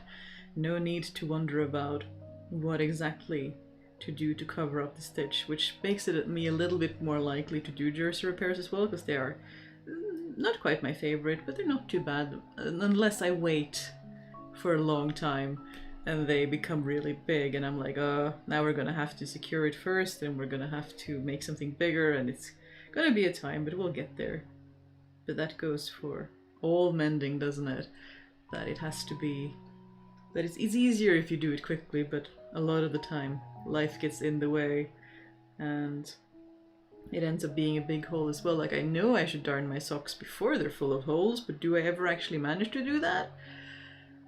Very, very rarely. I think I've managed to do preemptive mending once or twice. Generally it's because I'm wearing my woolly socks in winter and suddenly part of my foot is cold and I'm like, why is there one spot on my foot that is cold? And that's generally because I've worn through somewhere and need to get to mending. Having hands occupied makes doom scrolling more difficult? That's a benefit I can get behind, yeah. Craft for assisting doom scrolling. That doesn't quite roll off the tongue, does it? I'm sure we can workshop a better better slogan for that, but I like the concept. Yes. Lynn says, and then you have that feel when you like chaos ideas but meticulous execution. Doesn't sound like it could be you, does it? I don't have that impression that you are the kind of person who would do that. Like, impossible. Couldn't be you. I'm too chaotic for that, so it couldn't be me, but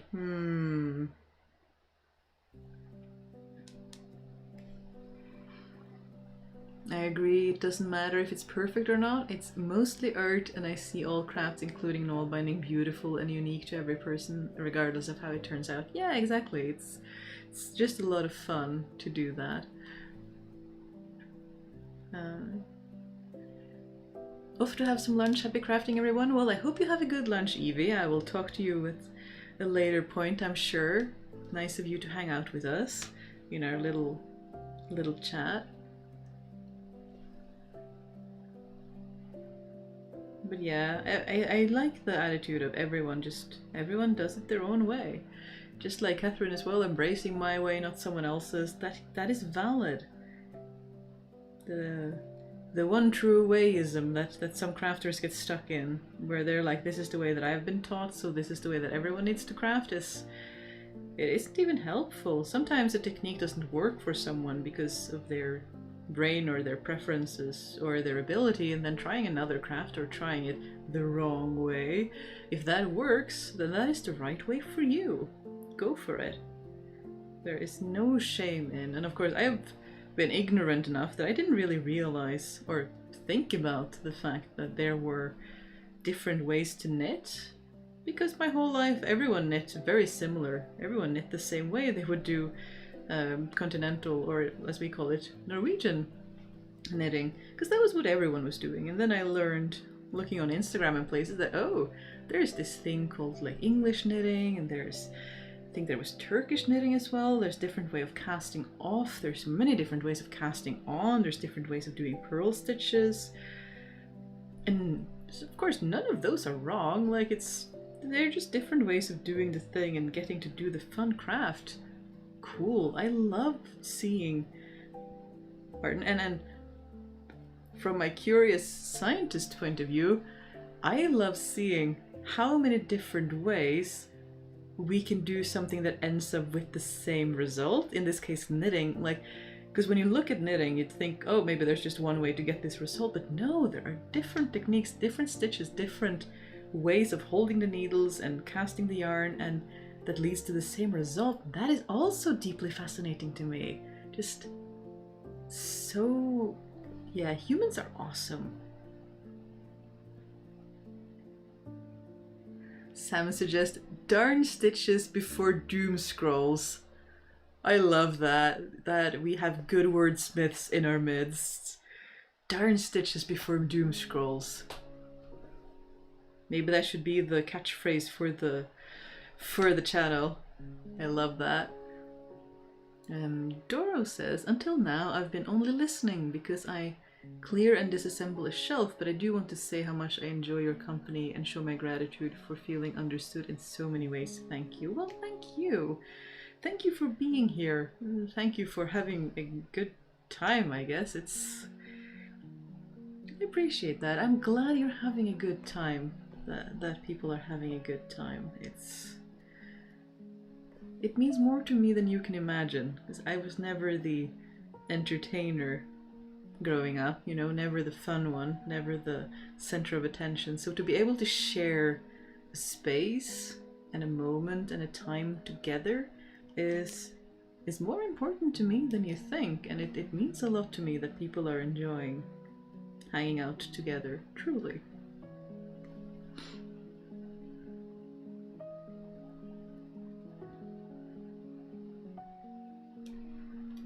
Max coming again with, when it comes to fragments of textiles or other items, including knoll binding, are found and seen on display, it's like a voice telling someone a story of how it's made and what's life like back then.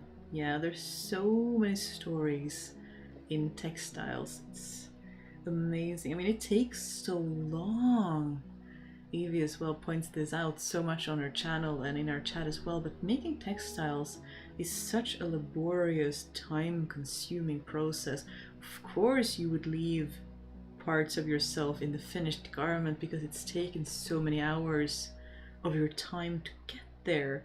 There's so much labor involved that a lot of the time people take for granted because a lot of the process has been removed from especially in the Western world, we don't really see the process, we just see the finished garments in the shop. We don't see the labor that much anymore, and it's something indeed. Howdy everyone, good evening Haley, or good morning, afternoon for you. H squared as well, definitely a new catchphrase. Yeah, welcome Haley, we are doing catchphrases. Someone was suggesting darn stitches before doom scrolls, and I think it's, yes, absolutely fantastic. Maybe we should embroider that on something, make it a, because I don't want to do those cheap t-shirts with slogans and stuff. That doesn't bring me joy, that doesn't seem fun. But maybe we can do a little embroidery thingamajig. Maybe I need to write that down somewhere. Darn stitches before doom scroll. Where's me notes? Notes, where are you? G note. And we shall call it in the title. Darn stitches before doom scrolls. Hello. Very good. Very good indeed. Hi.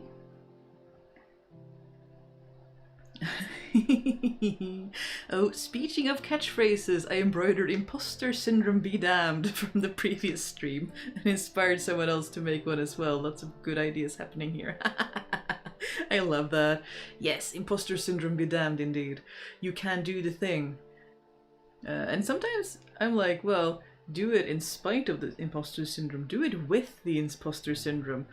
I heard someone talking about how you only get imposter syndrome when you truly care about a thing, like you're scared about failing because maybe you care about the job or the studies that you're doing, Sometimes that is internalized perfectionism from others as well, and not a good thing, but sometimes imposter syndrome might show you where you are challenging yourself and stretching and learning new stuff. So it might be like, well, I'm feeling imposter syndrome, so in a way it's positive.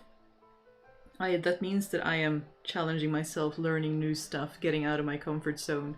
So maybe it's actually a good thing to feel it. And sometimes that kind of reframe, well, imposter syndrome is still there and being uncomfortable, because imposter syndrome is trying to protect you, isn't it? It's trying to stop you from getting hurt. It's trying to keep you safe, but it isn't actually helpful. It doesn't actually, because it keeps you from doing the stuff that you want to do. But yeah, do it in spite of it. Be like, yeah, you can sit on my shoulder and rile my nerves, but I'm still gonna do the thing. So imposter syndrome be damned indeed. I love that idea and respectfully suggest a darning before doom scrolling. Either way, it is still lovely. Let's write that down too. We shall write down all the cool ideas, and maybe I will remember them for future. Darning before. Maybe we should just do like a round of encouraging phrases. Like the guerrilla embroidering, where people will writing various swear words for fun, and then let's do the imposter syndrome damn while we're at it. I imagine someone doing that and stitching, a really florally fun, pretty thing, and then just having that in big letters across. In the style of guerrilla embroidering. That would be... I can spell while I'm talking. No, I can't.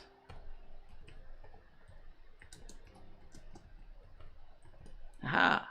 I have spelled the thing. Many things.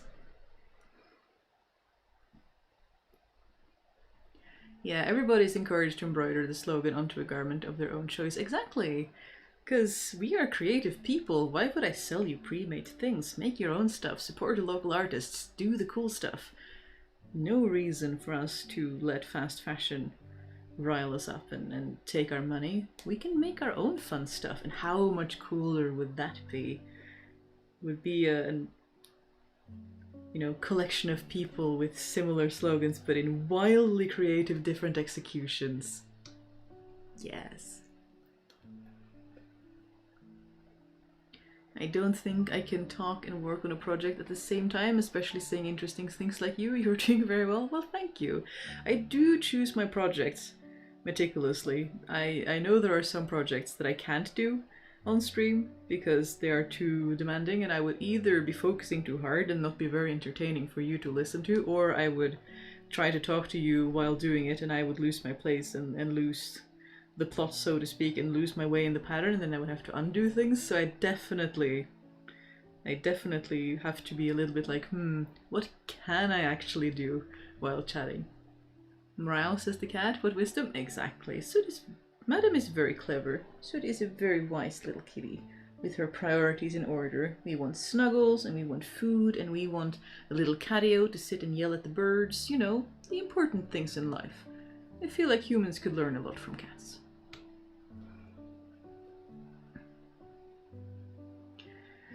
Loxelaire says, my opinion on imposter syndrome is that bigger idiots than me can do it, so I can do too. Yeah, anything that helps you, because I think that having different phrases, you'll eventually find something that works for you, because again, we have different brains and different things are going to resonate. So having different ways of looking at things can be super, super helpful. And just having having a grazing list, like, these are different ways to look at imposter syndrome, but either way, find one that makes you do the thing regardless. Like, don't let imposter syndrome stop you, because that is the worst of all, is when you're like, yeah, I shouldn't do the thing. No, do the thing. Do it scared, do it with imposter syndrome. If we can manage to get people to do that, I will have succeeded. I will be very satisfied indeed. Sam with more wisdom. San, sorry. I had a therapist that always told me, offer the bad feelings, imposter syndrome, depression, etc., a chair and let them sit with you while you go about your ways. You don't have to make them coffee. I love that. That is also, yeah, again, like, sit with it and let it be. That is I like that way of framing it. It's similar to my attitude too. That is, just do it scared, do it anxious, do it with the fear that you are not good enough, and that you are really a bad person at the bottom of everything, and you're just tricking everyone into thinking you're a nice, kind person, but really you're just manipulating everyone. And I have those thoughts too. There's not trying to, vie for sympathy here. We're just sharing. This is the truth of things. And yeah, I like that, because I have this anxiety just riding at the bottom of most anything that I do, and I've had to just get used to, yeah, the anxiety is gonna be there. She's gonna sit there in the corner. Yeah, I don't have to make her coffee, like you say, San, and then we can go about and doing the thing anyway. And I've just gotten used to doing everything with this like low level of anxiety in the background, that it's just my norm at this point. That's just, yeah, that's just how life is, isn't it? That's just what we do. I have to put the kids to bed. See you all next week. See you, Alex. Good to see you. Hope you have a good time. We are about to have some more ads, so I shall hydrate. And the small slushing of the bottle tells me that we are getting to the end of today, but I'm almost at the end of these stitches.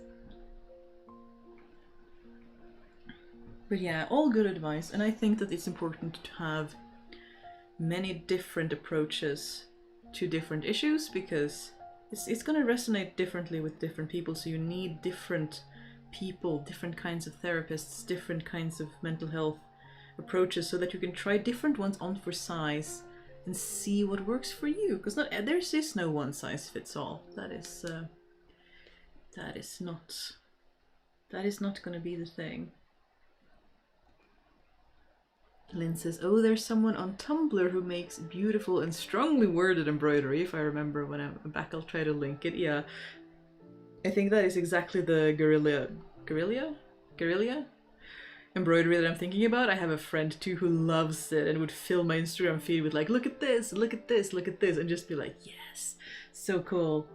I also have a friend who recently picked up embroidery, and what she did was, again, that kind of super pastel, super soft, super pretty, and then a great big swear word over the center of it, which, yes, just fantastic. I love that kind of, to me, that's a kind of contrast crafting, like you're creating something soft and then there's this very, very hard, in a way, word that you don't expect in the middle of it. It's, or you make something really hard but it's really soft, like that kind of, it can be so much fun. I really enjoy that kind of, I don't know, subverting expectations in crafting. I don't do it a lot myself, but when I see it I'm always like, yes, this is fantastic to me.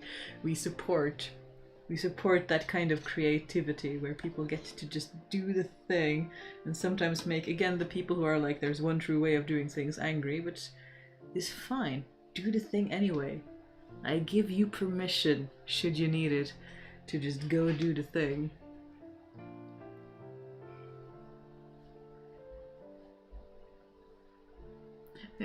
Pi says, when others hesitate if they will do something, I ask them what would Pi do, and that helps sometimes. That is good. If you are such a positive force for other people, that is really, really good. I love to see that kind of support, that you actually, we just try to help each other and uplift each other, because there's enough for everyone.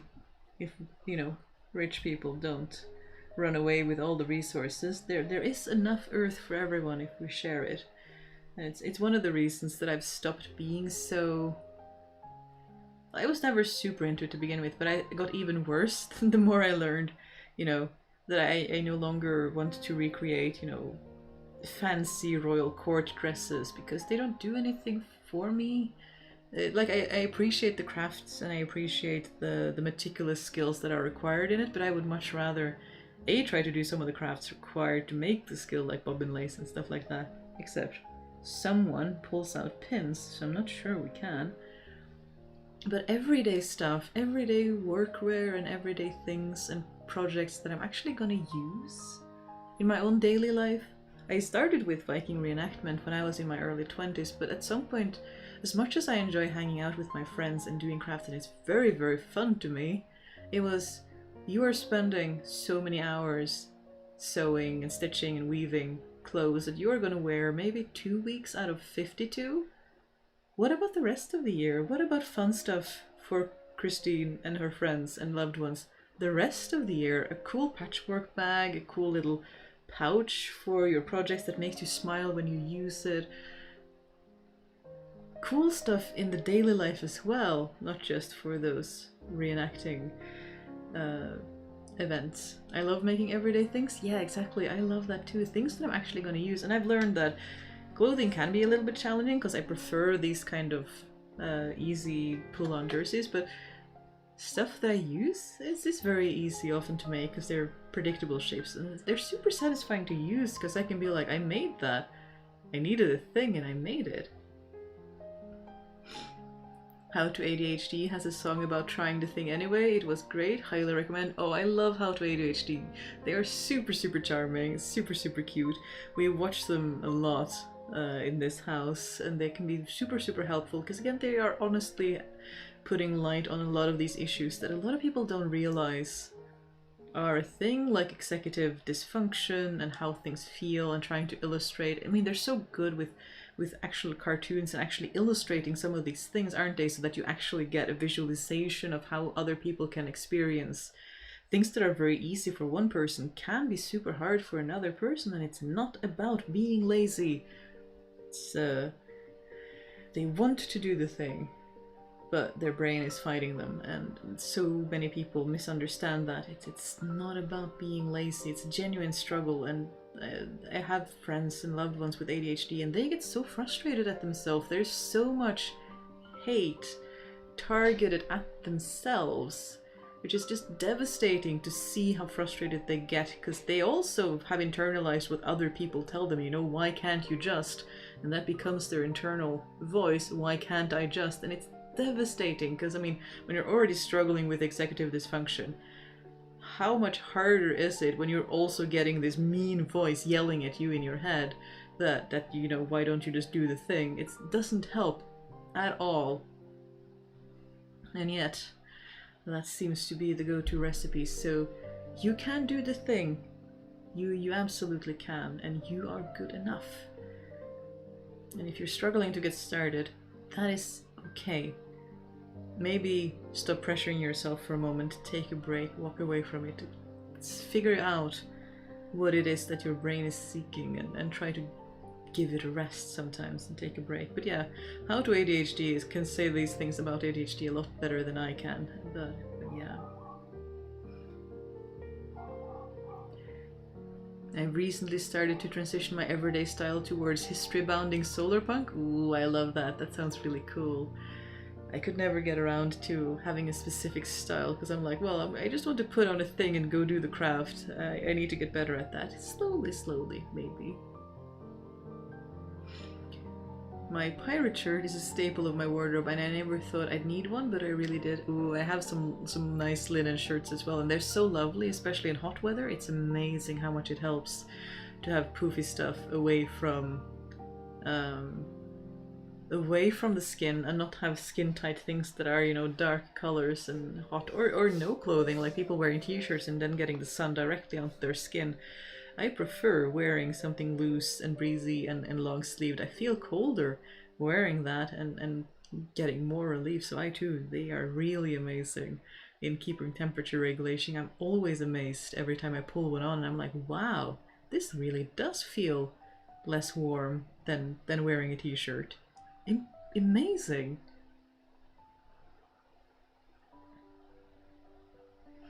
And incorporating small historical or fantasy inspired style elements in your daily clothes too. Yes, anything that brings you joy. Why aren't we playing with our clothes more? Like, yes, play with your clothing to the extent that you can, whatever professional or academic or whatever expectations you have on you or comfort preferences. But play with things, wear things that make you smile. This clock, this is a necklace, this is a clock. I love clocks. I've had a thing for clocks ever since I was a child, and I got my first one. And I don't like wearing bracelet clocks because I get them in the way when I'm crafting, but let's see if I can get the camera to focus on this. But there's actually a clock here, and it's functional. That I think is super cute, and it's tiny. And it helps me keep time, and I think like these kinds of small things bring me joy. They make me smile, they make me have fun and feel good, and why not do those things? And repairing things, I mean, this doesn't have a lot of very visible repairs, but seeing the leaf that I embroidered on something, it makes me happy. It's so cool. They are so educational and taught me so much about accepting my brain rather than fighting it. Yes, exactly, that's the thing, isn't it? So many things. It helps. That is why I talk about when I got my autism diagnosis, it was a relief. Because I could stop worrying so much about why was I different? Why couldn't I just understand social norms and act like my classmates? Why were these things so difficult? Why? Why was I felt broken because it seemed like everyone else had it figured out and could manage these things, and somehow I couldn't. And of course then a lot of what you're taught is that you internalize it and you blame yourself, and maybe I wouldn't have needed the official diagnosis, but at the time it was super helpful because there was that load off your shoulders where I could stop thinking so much about why I was different and why was my brain not doing what it seems like other brains were doing, and I could free up basically mental space because I wasn't thinking about that so much to that extent. And I could think about other things. I could focus more on my studies. I could focus on friendships and social interactions. I didn't have to spend so much of my mental load being, you know, locked into worrying and wondering and thinking and asking why. Why was I broken? Why didn't I work like other people did? Why didn't I fit in? And getting the autism diagnosis helped relieve some of that pressure on myself. So for me, that was beneficial. Whether I would have needed one today, I don't know, but I got one at the time, and that has led me to, you know, being more accepting of my brain and how it works, and seeking out coping mechanisms that actually works for my brain. Again, it's like with ADHD, finding coping mechanisms that accepts and works with my brain rather than trying to fight it and trying to get my brain to do something it isn't really designed to do, but finding a way for me to get work done in a way that actually collaborates with my brain rather than fighting it. It's so important, both for just your own mental health, but also being productive. Like, when I can work on accord with my brain, work is so much easier. It comes so much easier.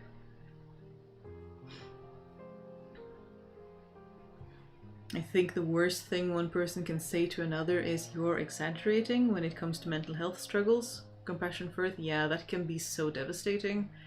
Or it's all in my head, and it's like, yeah, the brain is part of the body. Where did you think the thinking was coming from? It's believing people when they tell you about their experience is such an important first step in, like, and I find that I have several friends who have been through some truly devastating stuff, some truly traumatic experiences, or they are going through truly traumatic experiences, and what they tell me is that they enjoy talking to me because I will just let them talk. Whereas apparently a lot of people get so uncomfortable when people talk about traumatic experiences that you get into that loop of the sick person or the traumatized person having to comfort the person they're talking to because they can tell that it makes them uncomfortable, and then suddenly the person who was supposed to get a mental load taken off them have to do the mental load of taking care of the other person because they clearly don't like this topic. So I never quite understood what it meant to be a good listener, or like, because I would just listen to them and just let them talk, and sometimes I was like, oh, maybe I need to talk about or reciprocate or show that I'm understanding. But a lot of the time the feedback I've gotten is that just being allowed to talk without, you know, having the expression like, oh, this is uncomfortable, I want to change the subject, oh, this is bad, or oh no, I don't want to think about, you know, you having cancer and dying, so I would rather swap the subject. And then the poor person with cancer, it's no one to talk to about this thing. They have to also do mental work and emotional work with their loved ones who aren't able to process, and then they have no one to talk to, which seems so unfair. Like, who, they are the sick person, and a lot of the time they are doing so much emotional labor for their grieving loved ones, which, I mean, it's hard to lose a loved one, but it's also hard for the person having the disease. And also, you know, traumatic childhood experiences and people not really wanting to think about or address or hear about. And that can be so invalidating if you feel like you need to be happy and cheerful, and, you know, that you're not really allowed to talk about a big part of your life. It might be a hard part, but it's still a big part of your life, and just sitting there, letting people talk, turns out a lot of the time that is what they need. That is what they want. And yeah, like you say, Stripy Crayons, just believing them. Letting them have a space where they can just talk and be believed turns out that is hard for some people, and giving people that can be amazing for them.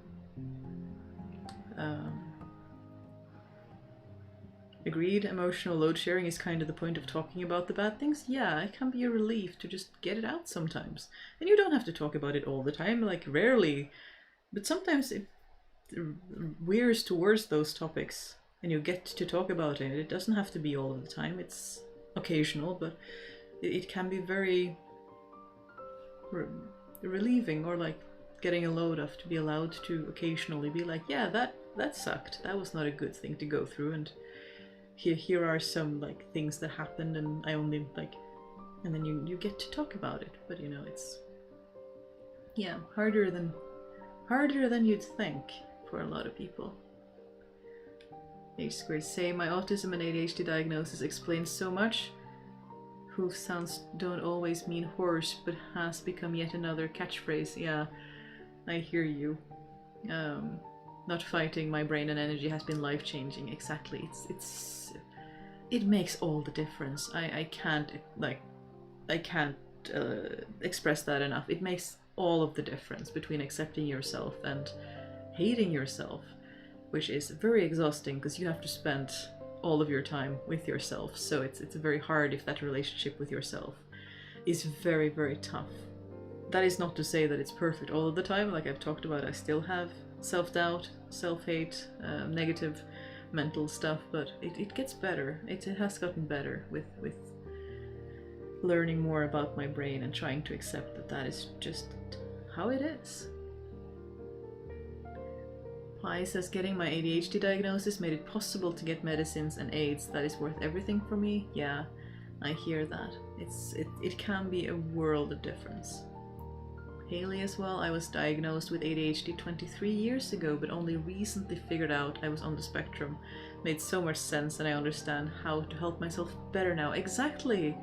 It's not about overdiagnosing or anything that people want to complain about. It's about, oh, this is how my brain works. Now I have search words, I have keywords, now I can search up things that actually work for me. It makes all the difference. Max says as well, I'm autistic and have ADHD too, but just because I have autism and ADHD doesn't mean it's a bad thing. It also lets me be creative and express myself for who I am and is part of my identity. Yeah, exactly. It does not have to be a bad thing. It's just who we are. Like the old stereotypical expression. It's just a different operating system. It's neither better nor worse. It's just different. And you just need to learn to work with it in a different way. I also don't like the autism is a superpower analogies, because a lot of people really struggle with their autism and it really impacts their function. So I like to think of it more as it's just a neutral.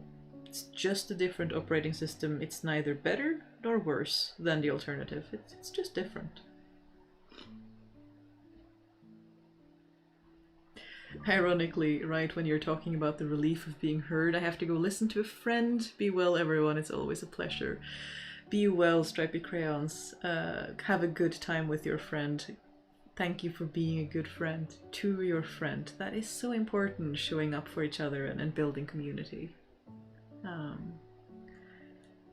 Haley says, also understanding how to help myself better means I treat myself better. I should have treated myself kinder regardless, but brains are weird. I know, right?